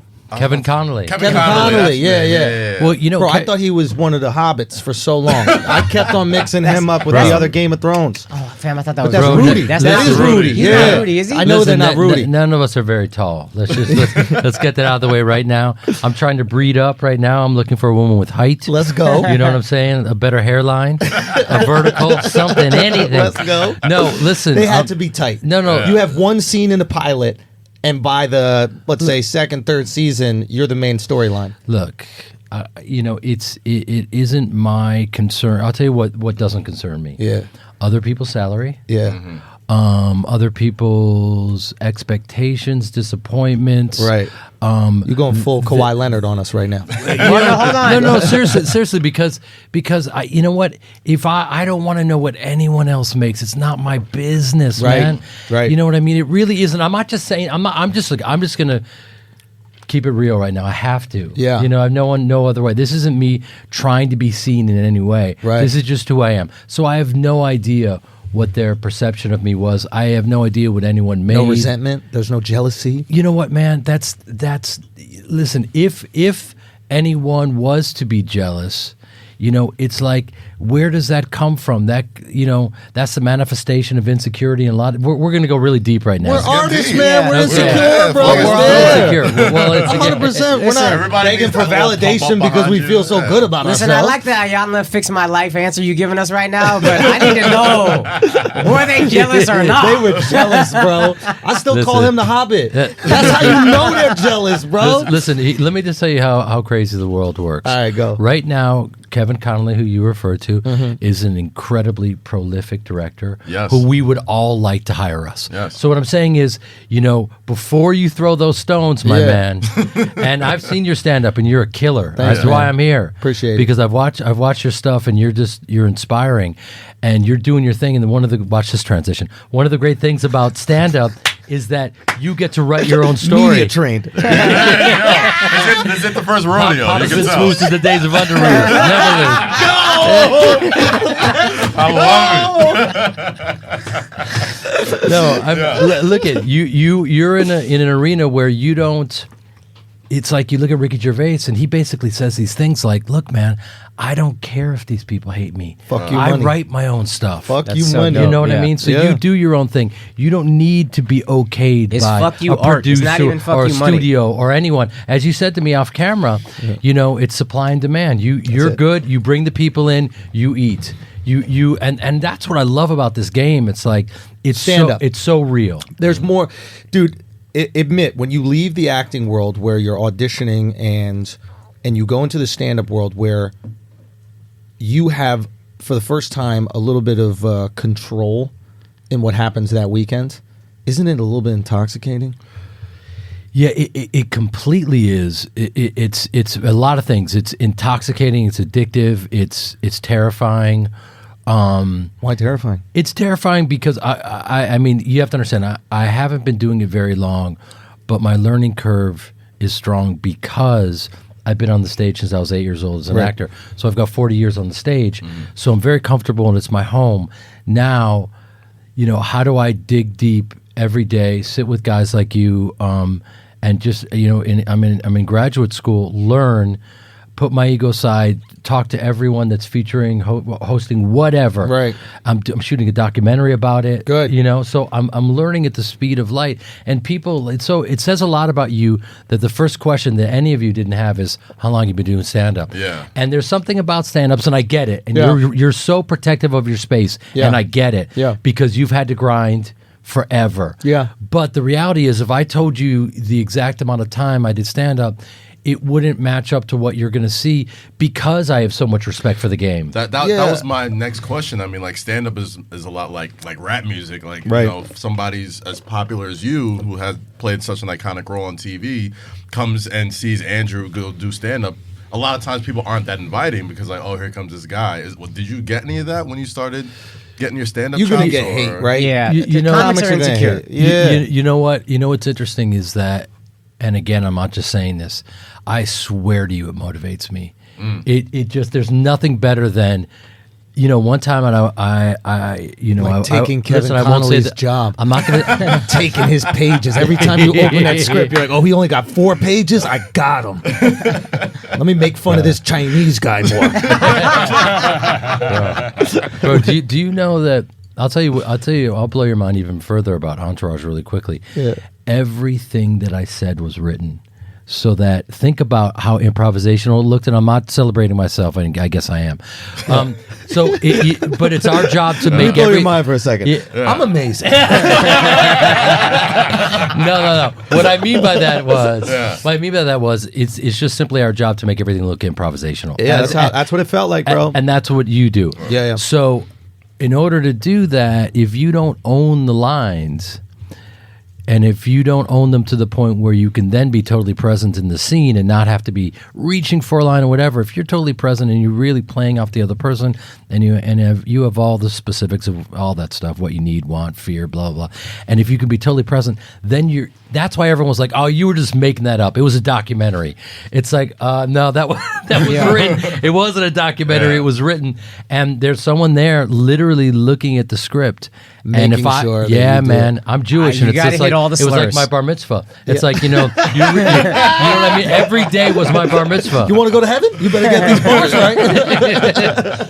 I rapped my Haftorah portion because I was one of the only white boys growing up. So And- explain for people who don't know when you're Bro, I don't know what the fuck So you're during your bar talking about. mitzvah, Okay. Yeah. you have to take part of the Old Testament. I think everybody gets their own little piece. Yes, Yeah. of the Torah, right? the Torah, right. And they call it the Haftorah portion. And for those the Gentiles out there, The Goyim. the Goyim. There you go. Wow. Okay. See, he's an annoyingly cultured person. Like, like you it. think he's just ignorant? No, I And never- he'll say something. I'm like, yo, how the fuck do you know that? No, Like, you can't. You Been can't. to a lot of bar mitzvahs. Yeah, no, There I'm you not go. surprised by any of this. yeah. So it's a rite of passage for young men and women, bat and bar mitzvahs, and I got up there and I was a terrible student, man, because people don't realize that it's a very difficult language. You're 12 years old, you're a child, and you're learning Hebrew. Yeah. Right? I wanted to be the first Jewish linebacker, but there aren't any 5'9" linebackers anywhere, literally. So I was very much, a delusional kid. And my rabbi said to me, "You're terrible. You're not going to make it." And I was like, "What does that mean?" And so he's like, "Look, I heard that you can freestyle and you can rap." And I was like, Really? What? I was like, "What?" He said, "Because you have to understand, when you do your Haftorah portion, it is the weirdest cadence. It's so strange. You've never heard anything like it. It's the hardest thing you could even wrap your mind around." Do you remember Plus some of it? So I had to rap mine. So Yo, I was like, spit that fire. Rabotah never read. Yeah, he shit out of 9 man. Hey. Man, Tavi out of lung till the sweat runs off my balls. Ski. My neck, my back, my pussy. Yeah, no, there was no pussy. There was no. You see, that's another thing I heard about you. I My heard you. neck, my back, everything's covered from the head down. What is the? Oh, fuck, man. I was so See, that's the excited. comic in you. That's the comic in you. I love gotta it. go for it. I love it. You I get- gotta go Hey, for shoot, it. gotta shoot, I bro. gotta go for it. Shoot a Respect shoot, No, bro. my neck, Shoot my a shoot. back, cover your yarmulke and your back, or something like that. He's writing it down. He's writing it down. Add the I know- bars. I like where you were going with that Yeah. for that Take the tag. notes. I came to take notes. I always take notes. Anyway, man. Yeah. No, I'll let you finish. No, go ahead. Keep going. So yeah, we're just in this interesting time. I'm glad to have you here because I thought I don't want to harp on Entourage too much, but it was one of these things where I often think about characters that I see where people fall in love with the character so much that they create an expectation of that character for who you are. Yeah, that was the one first mind fuck because like you're so that character to me. Boom. So when you see him, it's like, I'm like, all right, this is different. Well, no, so here's the thing, right? It's like Andrew Dice Clay, right? Yeah. Dice is not Dice. Dice is a Jewish kid from Brooklyn that turned into Dice because people kept treating him like this character he invented. Right? Even like Ross from Friends. I don't know Ross, but he's Ross. Right? So it's like you became so synonymous with this character. Do you feel like this expectation when you're on stage to be and Ari? Well, I even also, I address it right away. I'd love for you to see my set because that's what the last thing you want to do is see another guy's set. No, I'm actually curious. That would be awesome. Yeah. That'd be awesome. One of the first things I have to address that right away, and talk about the misconceptions, and then be self-deprecating and show different situations in which people they just can't separate the two, and which by the way is totally fine with me and funny, but once I tell the audience how absurd it gets, it's kind of comical because I had a dude come up to me in Jersey. He's like, "Bro, by the way, bro, I'm a big fucking fan." I go, "Thank you, brother." He goes, "I'm a douchebag because of you." I grew up on bro, Entourage. that's my legacy, really? Absolutely. That's the question.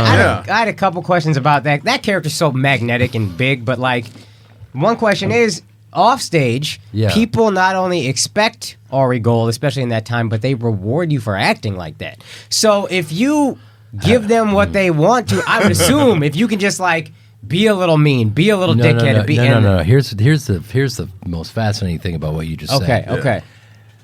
They may want me to be Ari Gold, but the reality is, if I walk out of this door and I'm a reactive asshole to people, I will get that detention slip.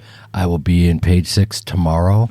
So the duality that's fascinating is they think they want me to do it, but they don't actually want me to do it. Did you have to? And if I do it, believe me, I'm the bad guy. Did you have to learn that the hard way? You can't be a hot.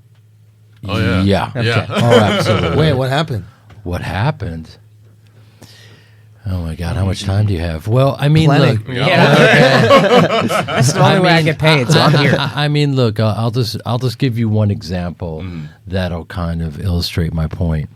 And by the way, I'm just a stage actor from Chicago, so by the time this hit, by the time Entourage hit, I was a grown man who had been working as a journeyman actor that had been working steadily my whole life. Right? Mm-hmm. So then this thing hits, and I never expected, because I didn't think it through. I didn't think, okay, you're going to be in people's living rooms, and it could be for multiple years.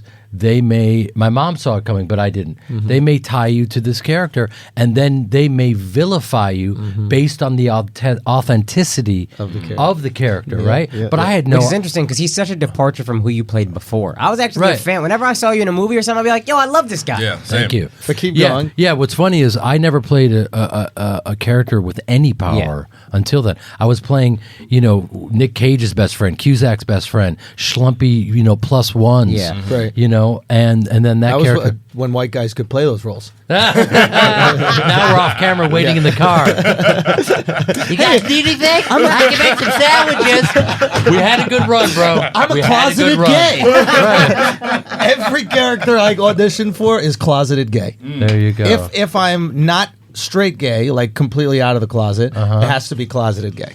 Okay. Yeah. But anyway, go back to what you were saying. So you have this experience. So I'm smash cut to I'm with my mom and we're at a restaurant and we're hanging out and we're leaving and there was a bunch of paparazzi outside. My mom was very confused by it and it was overwhelming and whatnot. So we had a great time.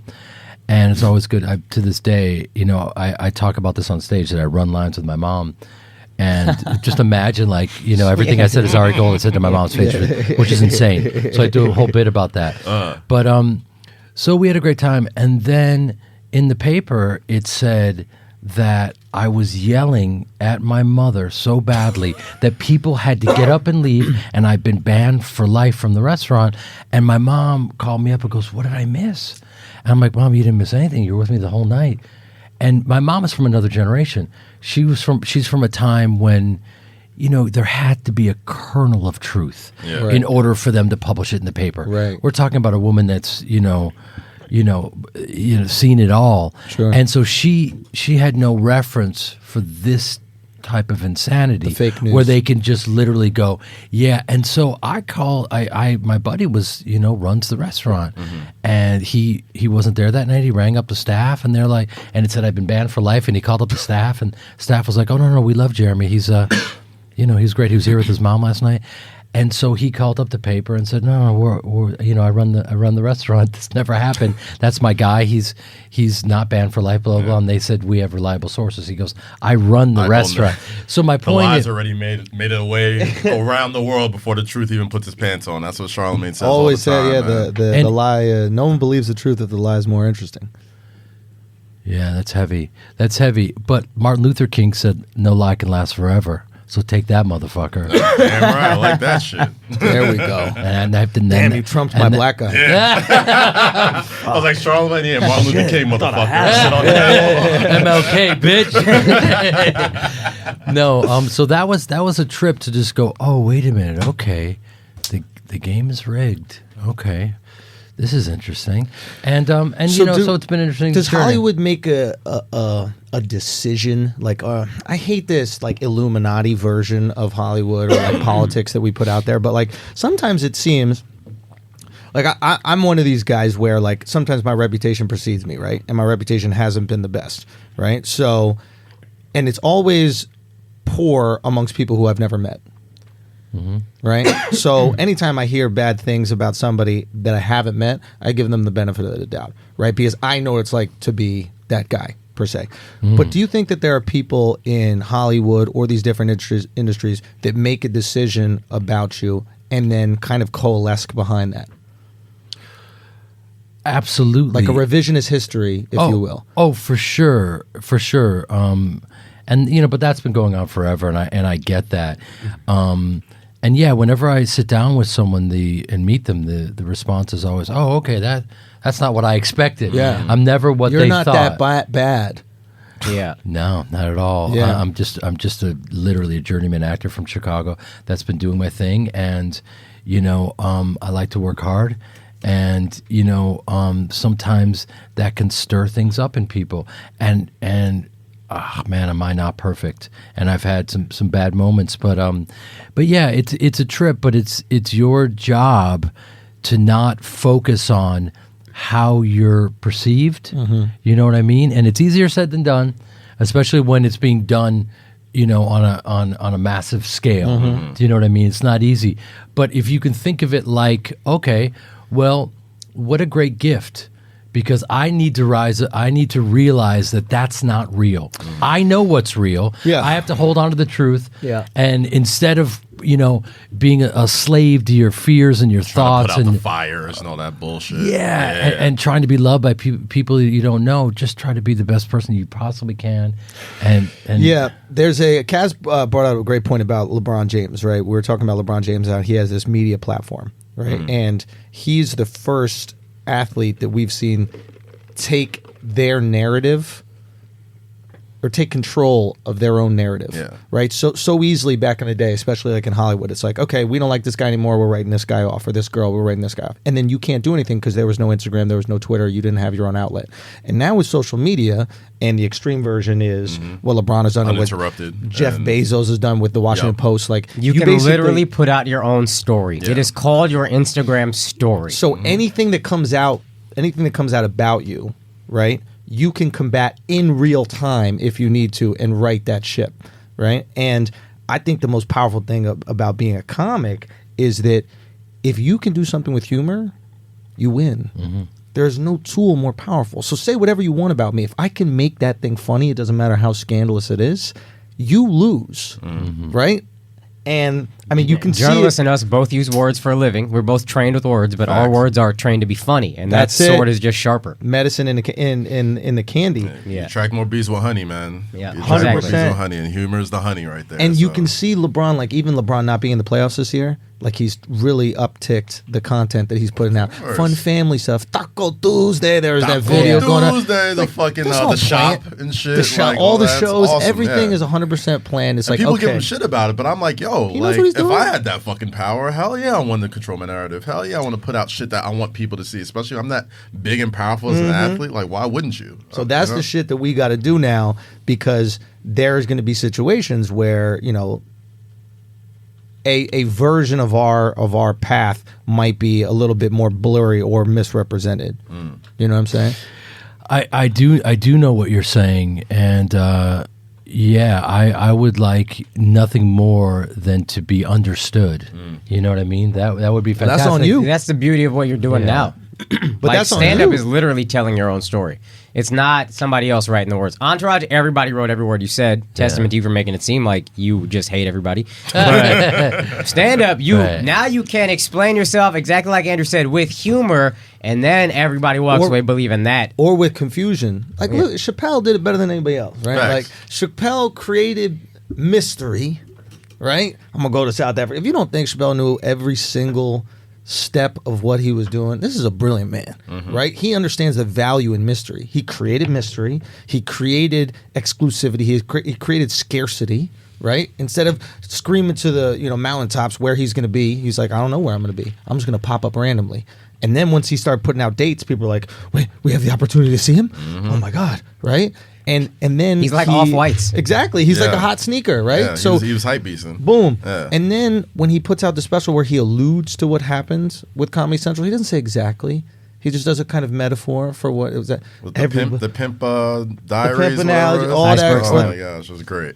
And everybody is like hanging on, every drop of his last word. And immediately Comedy Central becomes this big bad boogeyman, and he is the hero's journey, if you will, that has ended up being victorious because he made that $50 million back and some, right? But here's a perfect example of a guy who took control of his own story. It was very easy if he just bowed out for him to just be that crazy guy that went to Africa. And yet, if he didn't come back with his sword as sharp as it was, if he didn't come back with truly no fear and illuminating what's going on right now in our culture where very few men, if any, are willing to speak that truth, then it doesn't matter that he's being secretive. Because if he didn't come back with that game that is just rarefied air, you know what I mean? Where he's talking about stuff that it's very difficult for men to approach. And he's like, look, here's the way it is. Yeah. Sorry, guys. And that was the beauty of it. When he first came back, like the first special wasn't that great. And he talked about it in the second special, how the first special wasn't that great. And, all the people seeing the jokes like, oh my God, we can't believe he's talking about it. It's like, bro, this is Chappelle. Which This one, is what Age he of does. Spin? Not Age of Spin. The first Netflix special that came out. Yeah, that's Age of Spin. I thought that shit was amazing. No, there was the one that came after that and the I forgot the one. Bird, Bird Revelation. Age of Spin, Bird Revelation. Deep in the Heart of Texas. See, to me, Equanimity, the Bird Revelation is that's brilliant. It's fucking incredible. That's one for the ages. Yeah. That you just put in a time capsule and go, okay. That's his live and smoking. Yeah. I think he did that Facts. very intentionally because he talked about live and smoking. I don't know where Give it was. context to Live and Smoking. So Live and Smoking. So I don't remember where I saw Chappelle talking about this, but he said his favorite comedy special was Richard Pryor Live and Smoking. It's from like 1970, whatever. And he goes, honestly, he bombs the entire special. Yeah. But at the end of the special, they show his set list from that special, and a lot of those bits go on to be classic Richard Pryor bits. And he said that's my favorite special of all time. And I think Bird Revelation is his Live and Smoking. Yeah, I mean, this is my Live and Smoking. and he had to earn it, right? It's like no new comic could go up there and then get a laugh every minute or two, because they were just talking and building a world. So I think right? that first special, we were just happy to see him. Absolutely, absolutely. But he also has the equity and the confidence in the audience. Is like what we always talk about. Stand up is like if you can train an audience that every time they feel anxious, there's a positive reward at the end of it. They enjoy the anxiety. right, is Pavlovian. That's great. So it's Right? like, where are That's we going great, with yeah. this? Exactly. Where is it? But if They you- know it's going to pay off. Exactly. So it's like that same feeling of when a comic is bombing and you're an audience member, you're up there like, this feels so awful. If there's no reward, you hate it. But if there's a reward, that awful feeling kicks in. You're like, oh, it's about to go down. You know what it is? Give when me you, my when you fun. know there's a reward, it's at the top of the roller coaster, the tick, tick, tick, tick, Tick, tick. tick, You know the yeah. fun is coming. Boom. Yeah. So that those butterflies that you feel inside, you tend to enjoy them. And when Chappelle's up there and he's building up those butterflies, you notice that there's a calm in the audience. If you ever watch him live, right, and you watch really good guys live, not guys that rely only on momentum, but guys that can create a calm within their crowd, right? Like Tony Woods is like a master of this, right? It's like we're just hanging out. Imagine you could make Chappelle's 3,000 mentor. people think that you could just hang out. Exactly. And he basically took all that equity that he built up over his whole career and he put it into that one special and actually spoke to us. Right. It was the fucking shit, man. So are you that premeditated with your sets in terms of with your bits that let me just kind of play this out a little longer than drop it on them? Are you that premeditated? So for me, it always starts off kind of like ranting, right? I'll have one idea and then I'll roll with this idea and I'm just kind of throwing things at a board. It's almost like abstract art in a way. I'm just like yelling tags and a lot of momentum building. I'm just yelling shit, everything that can go with it. And then after I stretch that bit out and get everything I can, I start finding out where the real laughs are. So like a bit that I'll stand up doing, I'll like one night sit down. And when I'm sitting, I can't really perform it. So I'll find out where each funny line really is. And then I'll find out how I can build as much tension before that line to get the most juice out of the orange. Right? So a lot of guys are just walking over their punchlines. I want that alley-oop thrown as high as possible so when it's dunked, the One audience is thing like, I learned boom. from Andrew very early, we came up together, and Yeah. he's obviously just so good so quickly. The power he used, the power in silence, I picked up from Andrew is like, he was always good, even a year in, at being really quiet and just letting it be okay.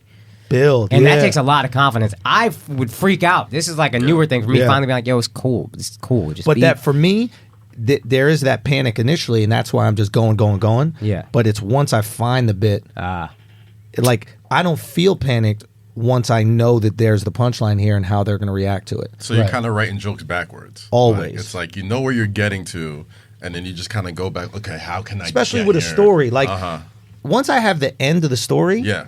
that 1 minute story becomes 7 minutes. Got it. Right? Because now we're just having fun. Like there's a bit right now that in the act that Alex has seen this from.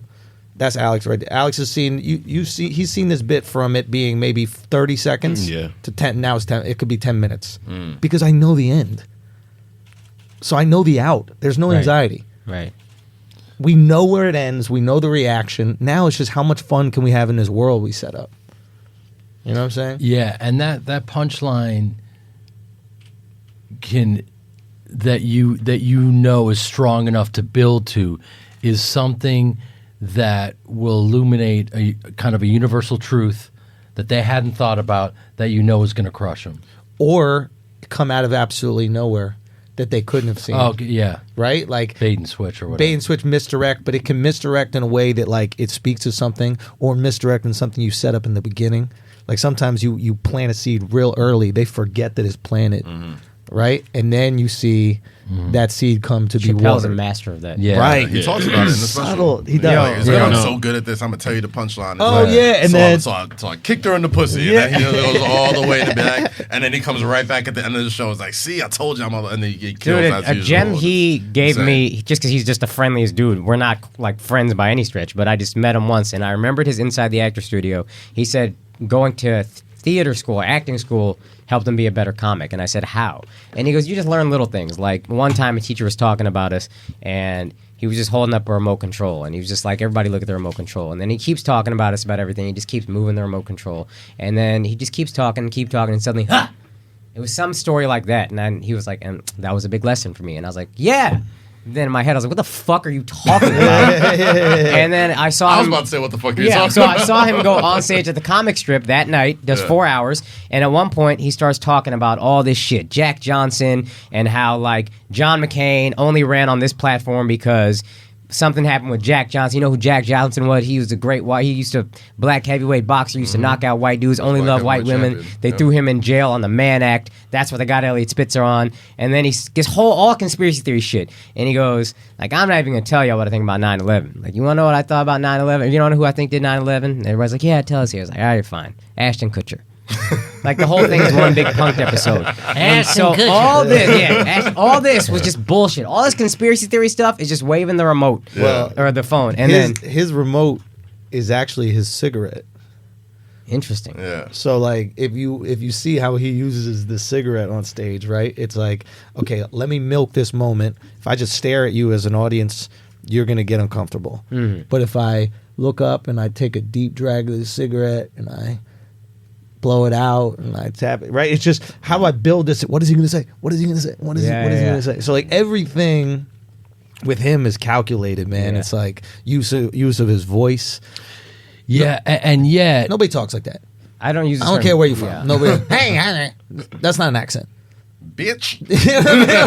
but it is the most compelling sounding voice. Yeah. Right? Like we love the sound of that. You know what's really funny is when I drink too much, I fall into Chappelle's cadence. That's how.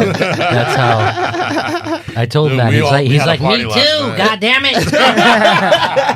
But isn't it funny that, or interesting that, as great as he is, to me, the Bird revelation, which I asked him about it, and I said, how long did it take you to come up with that? And he said like 3 months. Yeah. But he was ready for that moment because there's no rust on him. Took him 20 years to come up with that. Correct. Let's be honest. Well, it did, but it took him 20 years to be ready for that moment because everything that he was talking about was in our consciousness in that moment, that was happening in real time. Right. So that he was able to comment on that. It's tapping into the zeitgeist. Yeah. In such a brilliant way. That's the difference between comics that write and don't write, right?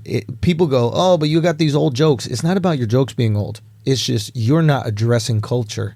When you write new jokes, a lot of times it doesn't matter what they're about, but you're speaking about things in a way that needs to be spoken about, right? So I can talk about fucking bananas or Michael Jackson. It doesn't really matter, but I'll speak about it in a way that the ecosystem needs. Like for the last special, the ecosystem needed, at least for me, I thought they needed like political incorrectness. Like everything was too safe, everything was too PC, everything was too network, right? So I was like, oh no, we need to push back and talk about all these things that don't. You can't create that if you're not writing new, right? You have to be able to speak on it. And you should, man. Like you have a lot of stuff that needs to be spoken on. Now, whether you develop the skill set to speak on the really difficult things is up to you and the amount of time you put in. But you got a lot to talk about. I do, and what's crazy is that we're living in a time right now where the variable for the media is clicks, and it's not about the due diligence and checking on the validity of a source. It's like we got to be first, and there's no honor amongst thieves. They just want to get it out there. Man, I learned this from Skip Bayless. He was talking about what he talks on when he tweets stuff. He doesn't even read comments. He just looks at the insights and see if it spikes. He's going with it. That's what he's going with. That's his entire career. It's not even that's like all of ESPN. Doesn't care if he's right, wrong, whatever. As long as it got more impressions. That's his what he's opinion going now. with. Yeah. And have you've been fucked over by that? 100%. Irreparable. As I don't know. Remains to be seen. Really? Remains to be seen. Now this is the Me Too shit. Correct. And as DL said to me, you took one for the team. Really? Oh yeah. Interesting. Wow. Yeah, I'm a case of collateral damage. It was you got lumped in with the bad guys. Correct. And we're cleaning house. We're getting all the. Not only cleaning. Well, yeah, we're cleaning house. This guy is an easy target. He is a very powerful agent, right? This is right because think about this. It's very easy. if you've created this, I've created this character. Now they had just taken down another powerful Hollywood guy. What's another powerful Hollywood guy? I am a journeyman actor, Just play one on stage TV. actor. I grew up in extreme poverty. My parents are theater actors. I grew up in a retirement home. I am a Jewish stage actor. There is no white privilege. There has never been any white privilege. Yeah. I did 40 movies before I did Entourage, where I'm, playing blah blah blah, his best friend. Yeah. We were getting scale plus 10, and I'm grinding, and I wouldn't change a thing. Right. Okay, so I've earned every crumb I've ever, in my entire life. Right. I've auditioned for all those roles, and then unbeknownst to me, you play a big major Hollywood guy, who is very abrasive, and we all know those people. They exist, and they're not so fun. It's fun to watch, but we don't really want to be around them. Let's be honest. I mean, that's why you put it on TV. It's entertaining. Correct. Yeah. You know what I'm saying? So that's an easy target to take a shot at. Who wouldn't believe the story about? Not only who wouldn't believe it, but who wouldn't rally behind to Of take that course, guy down? because you must Listen, be him. Right. And Every time we see you, you're doing these abrasive, brash things. You're speaking Absol- about women in a certain way. So why wouldn't you do that in your regular life? Correct. Actors are real. Correct. That's what I was saying earlier about you become this character, right? It is so synonymous with who you are. So any behavior within that character becomes believable within your life. Now, Do you regret any of it? Like with That's a just slippery being so slope. tied to that character? but do you think it was targeted? Do you think it was a specific target? Because I look at guys like Louis and shit like that, and I'm like, none of these girls offered information. They were contacted. That means that there is a strike. That means somebody said, you know who we're getting today? We're getting Louis. This is the story. Figure out the evidence to support it. Like some college essay. And we've heard. Do you think that same thing was with you where they were like, hey, this is the story. How do we prove it? Think about this for a second. Who benefits from putting that story out? What is the variable? How much, as you just said, your buddy, it's all about the clicks, right? So the problem was it was a feeding frenzy. And the editors basically said, go out there. Get me more. Get me more. Get me those Hollywood actors. You know what I mean? Let's round them up. And so but the problem is now is that the audience has, they've worn out that they're looking at it going, well, who are you taking There's a lot down of next? eye rolls now when you see some shit. It's like, come on. so it's almost like, it's on. Here's the biggest tragedy of what's happened is because of that. And because of opportunists coming out of the woodwork, the real victims are taking a step back. And that, forget about me. I'm just some random dude that got taken down. I took one for the team. Forget about me.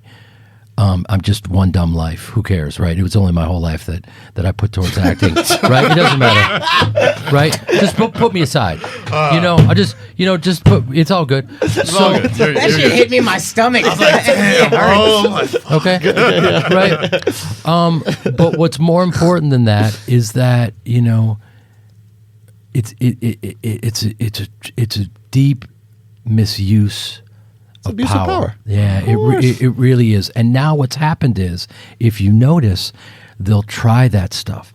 They tried it with Tony Robbins. You know what I mean? Oh yeah. It keeps happening. What you don't hear about is that Jeffrey Rush, Academy Award winner Jeffrey Rush, just took the Australian the Telegraph to court over his Me Too stuff and won. And they paid him for all the money that he lost because you don't see any of it. No, of course you don't see it. Wait, hold on a second. Think about that. The first actual, we're not talking about the court of public opinion. We're talking about an actual court, and none of us have heard about it. And it just happened. We don't want that stuff because it messes with the golden goose. Doesn't do clicks. What's the That's golden? not a good No, it's not story. about What's the golden goose? The golden goose has been, it's been the scandal. Right. The scandal is the golden goose. The accusation. Every accusation is a golden egg. Right, but it's lost its momentum now, and people, they see it and they go, I don't know if we can believe this stuff anymore, man. It's every day you're taking down a new dude, and you know, do we? And they're shutting off now. What's reality for me? Reality for me is every morning I have to check in, and go deep and go inward, and understand and own the truth, and operate like that. You can't be a slave to your thoughts and your fears, otherwise you'll be in deep trouble. That's why people really go off the rails. And when I go on the road and I'm selling out these rooms and I'm standing up there with nothing to hide and I'm making them laugh from beginning to end, and that's my job, that's real. That's reality. Not and the rest of it I can't control, but I can connect with people on the road. I can get better as a comic every day. You know what I mean? And not take a victim mentality, which is, man, they took me down. Yeah. Yo, but you were tight. Admit that there had to be moments where you're like, are you fucking kidding me? Well, when nothing makes sense, when absolutely nothing makes sense, it can do your head in. Yeah. It can really do your head in. Yeah. For sure. No doubt. There's I can't say names, but a buddy of mine was dating a woman who was one of the women who called out. I forget who it was, Weinstein or something like that, right?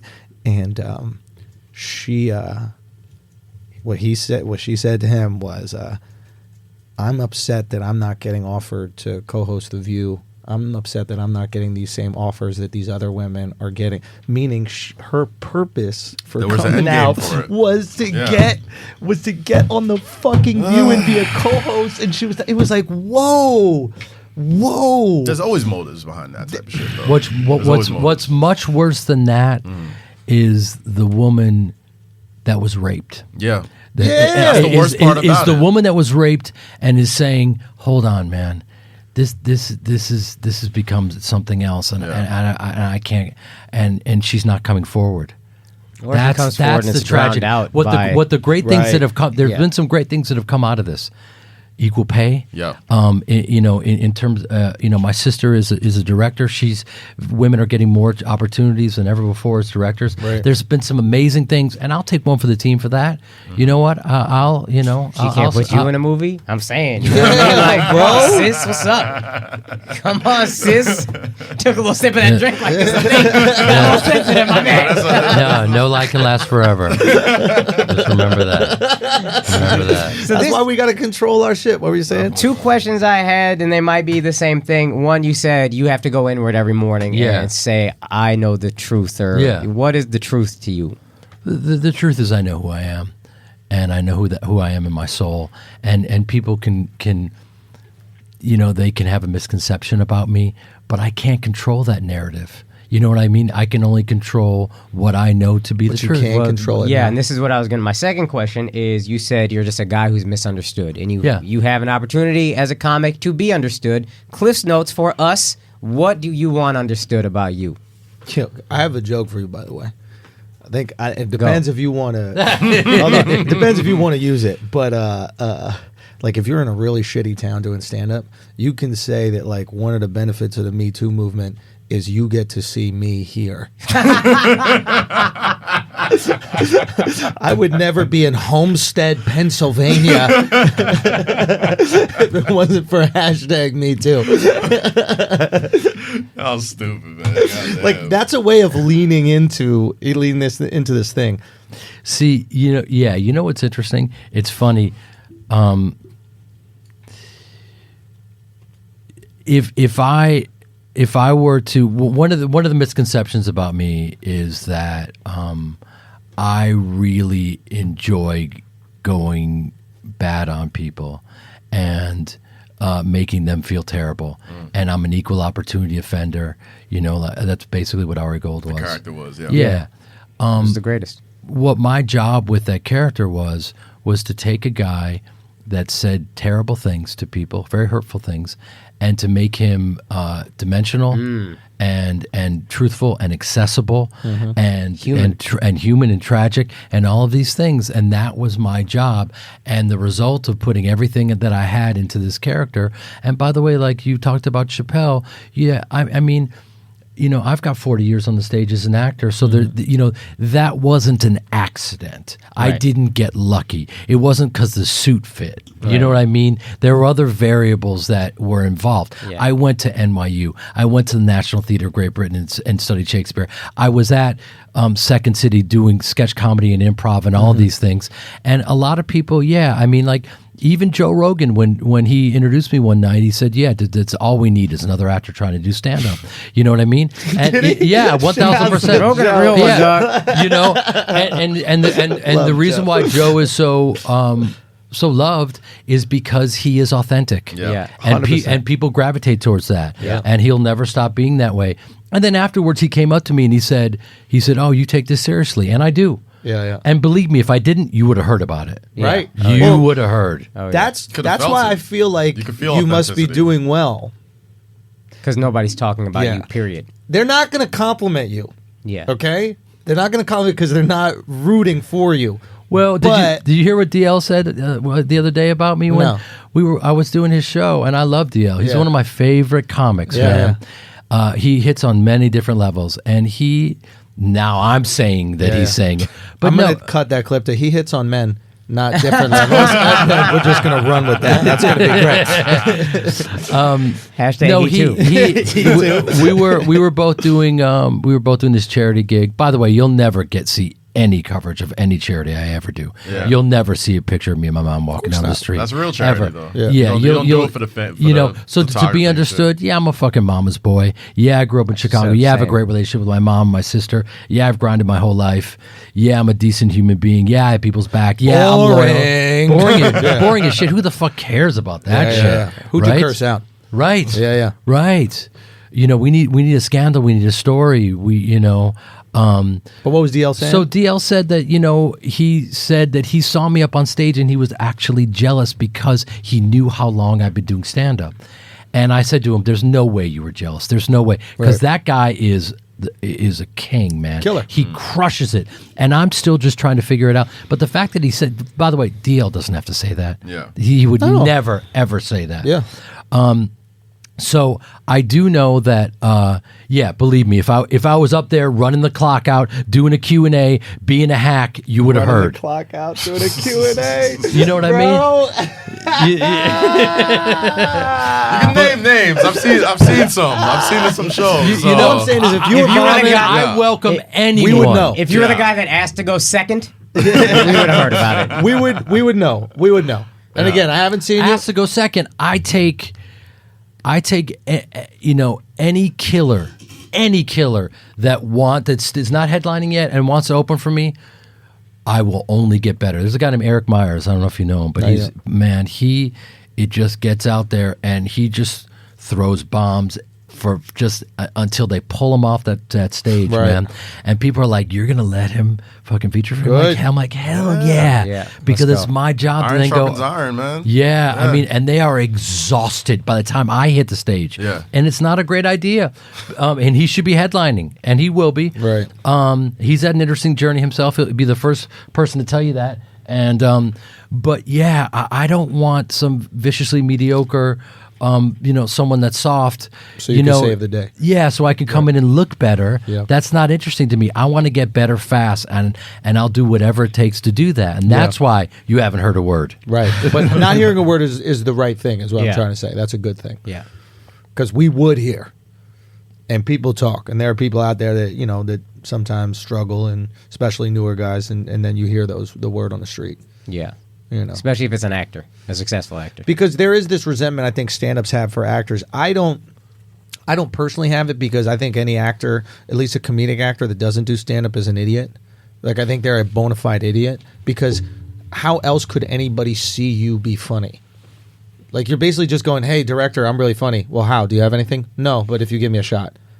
Well, why don't you do something where they can come see you every single week? At least improv, just business sense. I'm just talking about like baseline, I'm investing in you and your humor without knowing if you're funny at all. That's an absurd notion to me. So like when I see actors do it, we've had friends that, were initially really want to act and then they started doing stand-up. But I think comics who aren't successful are always going to have an excuse for their lack of success. You're not taking any stage time away from people. It's the reality of the matter. You sell tickets. You either sell tickets or you don't sell tickets. The question is going to be is that next time you come into a market, do people come out again? If they do, it's because you did a good job the first time. There's been a lot of acts that go out there, they sell a lot of tickets the first time, then they come back in the market, can't sell any tickets. Listen, I know that every time I perform, it's a home game. I get that it's not an away game. I get it. And that they're there to see me. That's everybody with an audience, though. Yeah, 45 minutes it's just a game. Like, it ain't no home, it ain't no way. 45 minutes to hold my attention, I'm be honest with you. Funny. I'm be honest with you. This idea that like people who don't have a fan base at all should be out there headlining is kind of absurd. They don't understand business. Yeah, headlining is when you have fans, and then you build up to that. Right? So there was a time where like people were just such fans of comedy that they would just go out to the comedy show and just watch Joe Schmo perform, right? But in reality, the reason why you're listening to a stranger talk for an hour is because you're invested in that person. And you know who killed that business model? Comics, by being shitty and headlining when they weren't ready. Real talk. When nobody knew who you were, and then everybody walked out like, I just wasted my fucking money, let's never do that again. Every one of you guys is doing a massive disservice to comedy. Now I want to see you. You better not bomb. I would be honored for you to come out and see me, man. Yeah, this week. I was about to say, when's the next Are you show? doing shows this week in the city? I wish, because I have to leave tomorrow to go to Pennsylvania. Maybe tonight we could yeah. pop in to a club. Yeah, he's got some pull. You can go somewhere. Yeah. Let's do it. Yeah, for sure, man. Let's do it. This will be fun. Yeah. Oh, yeah, stoked, I would love it, man. Because to piggyback what you guys were saying, the reality is no matter what stage you're on, you have to respect the space that you're occupying. And if I'm up there doing stand up and I'm wasting people's time, then I don't deserve to be there. But I know, believe me, I understand that in the very beginning they're excited to see me, and there's that first few moments of you like, get 5 wow, minutes. Not even 5. Really? It's a lot shorter than that, man. Believe me, it's a lot shorter than that. Because with my crowd, they for the most part haven't been to a stand-up show, so they go silent fast because they're just like, what is he going to say? So it goes silent, and if I don't hit him, and if I don't continue to hit him and build, it's game over. Yeah. They also don't know if you can do stand-up. Yeah. Right? So exactly. It's like, if you had proven yourself as a funny stand-up, then they're at ease. Right. They're waiting for you to make them feel comfortable. Right. They're like, buddy, I'm here. Right. I got the drinks. I told my friend. Right. We watched the show. I don't fucking know if you can do this. Right. Okay? Yeah. I know you're funny on the show, but that doesn't mean you're funny here. Exactly. Make me laugh quick. And if you get that first laugh, they're like, Thank Right. God. okay, I can waste my relax. $10. We're going to have fun. Exactly. Right. You know what I mean? So there's certain guys, like, people know me just from stand-up. So I can go up there, probably not make them laugh for a little while, but they're like, man, I've seen hours of his jokes online. He's funny. When he's ready to turn it on, he'll turn it on. Yeah. Chappelle can walk up there and not make anybody laugh, right? I've because been you know he's I've been funny. to some of Chappelle's, like, I don't know what you guys call it, where you're just like riffing and shit like Yeah, that. yeah, yeah. There was like some secret show he did like at 1 a.m. in I think the knitting room. Yeah. And he just talked for like 2.5 hours. Yeah. I might have laughed like twice, but I'm just sitting here like, oh shit, I'm in the same room with Dave Chappelle. You know what I mean? If But, you're not funny, you have to be interesting. there you go. Right? So But yeah. that's the thing. You need to, like... No, I can't be up there for 2 hours and not be like, Bro, make people laugh. literally, there was fucking Hassan Minaj was like opening up. He had a and newspaper. He had a newspaper. He was Yeah, literally yeah. just reading headlines, and he would just joke back and forth. Yeah. And he did that for 2.5 hours, and nobody left. It was like 2 in the morning,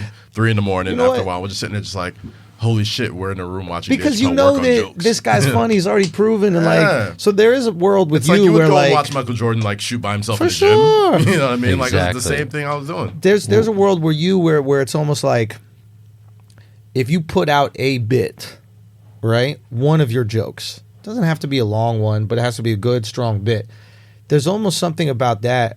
I wouldn't be surprised if you even see ticket sales like spike, right? Because it's proven. That's your Yelp review, right? That's the picture of the food at the restaurant, right? Mm-hmm. And they're going, okay, no, he's funny. This is a funny joke. Okay, we can go out. It might be a risk if we haven't seen any stand-up. Who knows what's going to happen? Because trust me, there's a lot of like these YouTube celebs and shit that go out and try to do stand-up, and it's awful, right? But you might put one of your bits out on YouTube, and then they have something that they can digest beforehand just to prove to their friends. I would not be shocked if you see ticket sales go up and the comfort initially with an audience increase tenfold. Yeah.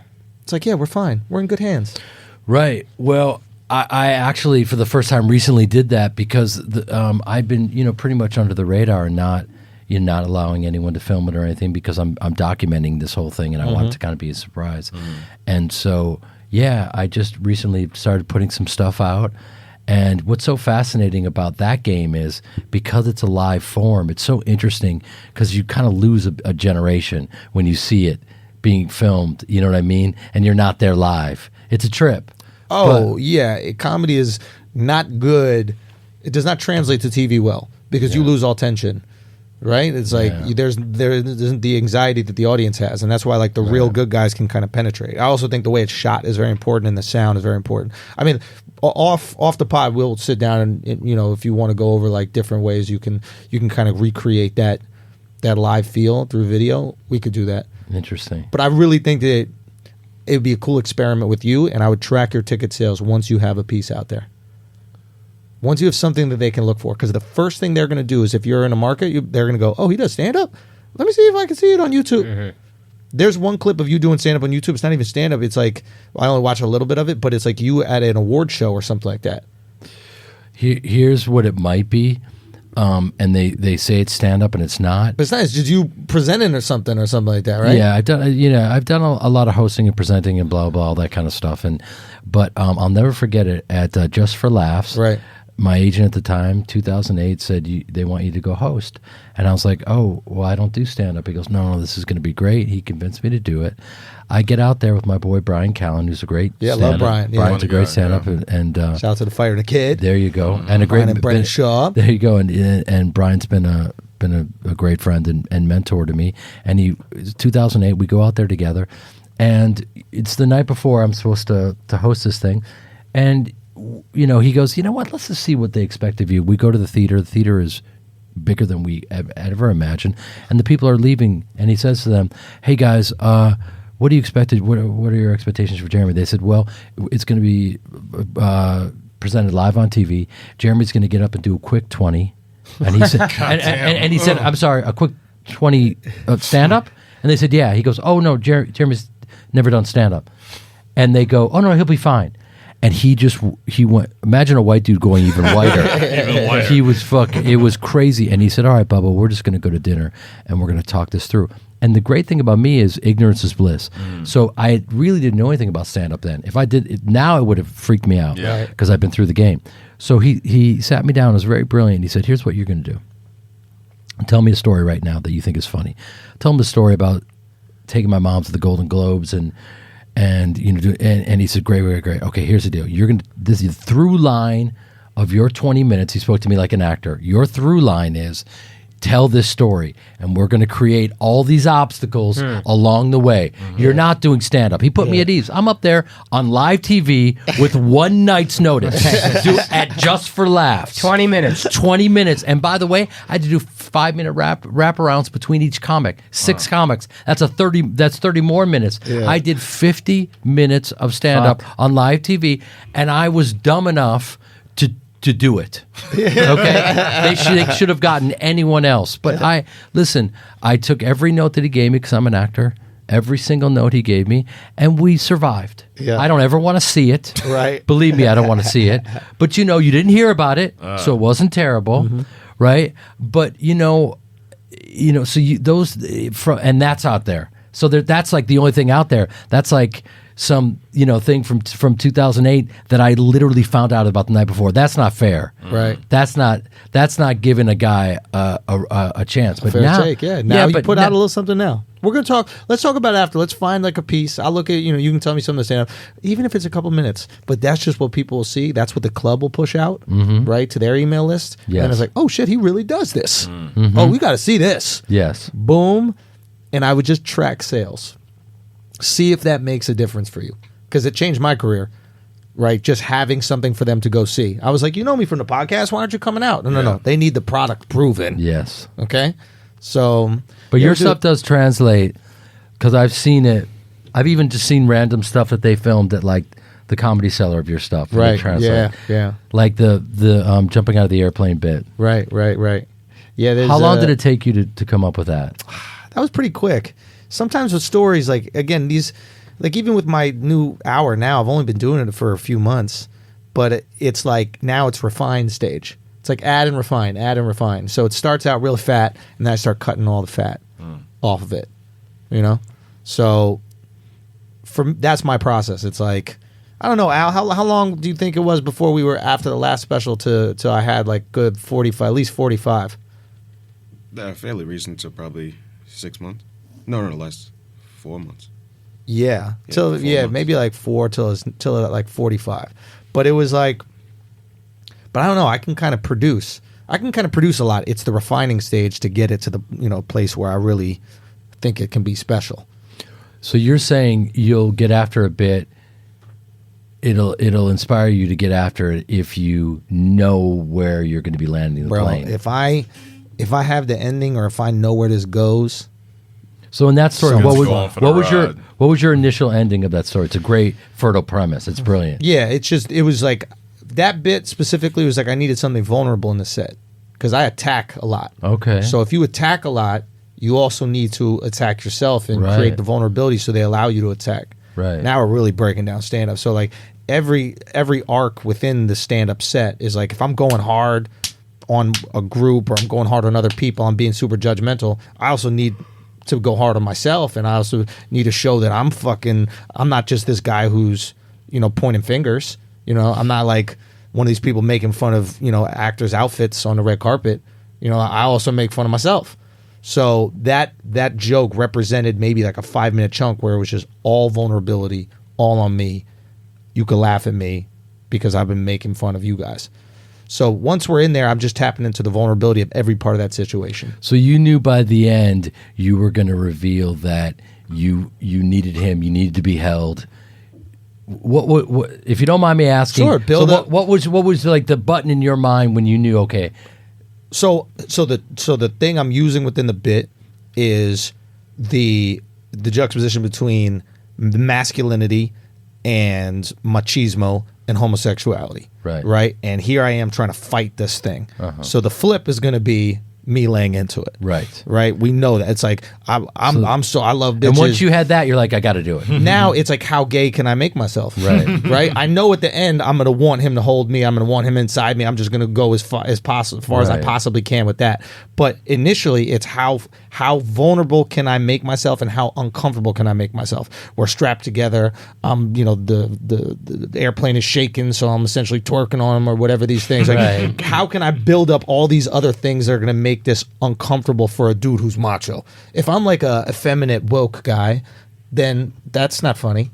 But if I'm this dude who's like, yeah, I like girls, blah blah blah, and this person's on me, then we can create that kind of humor. So yeah, we'll sit down, man. We'll go over some of the bits and like see if I'm sure it's similar to like when you take a comedic choice in acting, right? It's like, this is funny because I'm taking this seriously. The hardest part about the reason why comics suck at acting is because we're trying to be funny on stage, and I think great comedic actors are trying to be serious, and them being serious in this awkward situation makes it funny. Right? Like Will Ferrell's not trying to be funny. His character believes he's a stepbrother, or he believes because Will is a great example of how to play comedy, which is you play it a little more serious than the serious stuff. So he's playing a Greek tragedy in Step Brothers. Yeah. When their parents tell them they have to get jobs, that's the craziest idea they've ever heard in their lives. Yeah. And they're going to lose their, and that's why it's so funny. Because he's playing it serious, right? Yeah. On stage, we're up there going, hey, I'm funny, and I'm trying to be funny, and here's me trying to be funny. And then you see Chris Rock do that in a movie, you're like, I guess it's kind of funny that you roasted him. You know what I mean? But it's not vulnerable. There's no, like, any acting that I've ever done that people thought was good, I just dumbed myself down like crazy. And I didn't know that what I was doing was funny. The joke was on me without me even knowing it. It's, I got to be honest with you. I'm a little offended by you just saying dumb yourself down. That's my character. Right. No, but that's what I needed to do. Well, it's semantics, but there's a different choice of words. Okay, go. It's not dumbing yourself down. It's first of all, you just simplified. This is what I find fascinating about comics and actors. Yeah. You believe that comics should just immediately jump into acting and be like, bro, dumb yourself down and fucking kill the game. No, hold on, brother. Go, You act on the show. Okay. You gotta shut up and take it. Go. Real offended about acting for a comic. Go. I want to clarify one thing when you're done. It's all good. It's all good, but we're gonna get to it now. Yeah. That would be like me saying, Yeah. bro, I can just jump on that stage and fucking kill it. All I have to do Be smart. is just tell my stories and hit my punchlines. Yeah. I get it, man. I'll do this tomorrow, man. I'm all good. Don't worry about it. But see, the thing about acting is it's like it's logging the hours like stand up. 100%. It's going through that journey. It's the rite of passages and all that different stuff. And then it's like, well, whatever character you're playing doesn't have the skill set that you have. Okay? So that character doesn't have the skill set. So if you're relating to that person truthfully and you're just committing fully and the material is good, then it's game on. If the material sucks, then you got to bring in your skill set. Your skill set, right. Believe me. And as an actor, I've also, because my background is in sketch comedy and all that kind of stuff and Second City and whatnot, so that the only reason I was working as much as I did was because I could take these tiny roles and explore and heighten them and write on my feet and improvise and add stuff. If you were to look at the first 40 movies that I did, you try to find those lines in the script. No, I was adding and doing all that stuff so that they could use, like when I don't know if you guys saw Rush Hour, when I'm playing the gay Versace salesman, I remember. that's a complete freestyle rant because they needed comedy. Right. So how is that? That's very similar to stand-up. So, and that's why when people say, you can't do stand-up, it's like, well, wait a minute. I might have 100%. a shot. Let me clarify by dumb down. Okay. Remove self-awareness. That's what I meant. So, like, if I'm playing a character or like Will Ferrell's character is not being self-aware in that moment, right? That he is leaning into, as you said, the Greek tragedy, right? He's not going, it's weird that I'm an adult that lives with my parents and I have a bunk bed, right? But a comic is always aware. Whereas a comic is Hyper-aware. hyper self-awareness, right? I am awkward in this environment because, and I will tell you why, and this person is acting. So they're like diametrically opposed. And I feel like that's why, in a lot of ways, it's so hard for comics to be funny actors. You know what they're good at? Drama. Why? Because what is drama a lot of times? Yeah, we just use Thoreau. Hyper self-awareness of your emotions in that moment, right? Yeah. So when I meant dumb, I just meant the character that I'm playing is unaware of these things that as a comic, I would be uber aware of. Isn't it interesting that there are more success stories of stand-ups who have gone and switched arenas into acting, but you guys would be hard pressed to find any actors that have You can't transitioned. act funny. You can act sad, you can act angry, you can act heartbroken, you can act somber. You cannot act funny. You're either funny or you're not funny. Okay. You're funny before you were your role. Like you, as Jeremy, was a funny person before you played Wait a minute, I'm not Ari? So that's gonna be the name of my tour, by the way. I'm not Ari. Or more than gold. Cancel More ticket. than gold. More than gold. Coming to Homestead, Pennsylvania. Actually, Fool's gold. Fool's gold. Fool's gold. Put that in the notebook. Oh shit! Fool's gold. How much do I owe you for that, sir? Hey man, just keep I'm gonna hanging be. out. Can I tell the kids where I'm gonna be? Please do. Please do. I'm gonna be at the Improv in Tampa, Florida, on the 21st, kids. Nice. Yeah, man. And then I'm going. After Tampa, I'm going to Orlando at the Improv on the 23rd. So catch me there. Yo, Improv Ybor City is the one in Tampa. Great club. Where can we Ebor's get dope tickets? as fuck. It's beautiful. Where do they get tickets? You go to the Improv site or your site? You can go to my site, jeremypiven.com. Okay. Or just go to the Improv site. You know how it works. Before you leave, I know we did a lot of talk on comedy, but there was a place. We talk sports on this podcast, and there was. Yeah. I would often see you if there was a Manny Pacquiao fight. Yeah. At Freddie Roach's Wild Card Gym. Yeah. Watching Manny train. Right. You're a boxing fan. Yeah. Fanatic, or you like it? I'm pretty fanatic. Okay. So is this guy. Huge boxing fan. Yeah. Okay. Love boxing. Watching Manny train, I've never got to see him, unfortunately, live or up close. Yeah. Unreal environment. This was back when every celeb in LA seemed to be at Freddie's gym. Have you ever been to Wild Card? Just outside. There was Okay. actually a comedy night at the place next door. Right. 3 at clubs. There, Yeah, of yeah, course. yeah, Of yeah. course. I didn't know they did comedy there. They used to. Used to, Okay. yeah. I didn't know Wild Card was right next to that. Yeah. Listen, Freddie is such a legend. I mean, Yeah. and he basically, I mean, that place is like, you know, a little. It's a strip mall. Yeah, yeah. It's a little strip mall, and he just set up shop there, and you build it, they will come.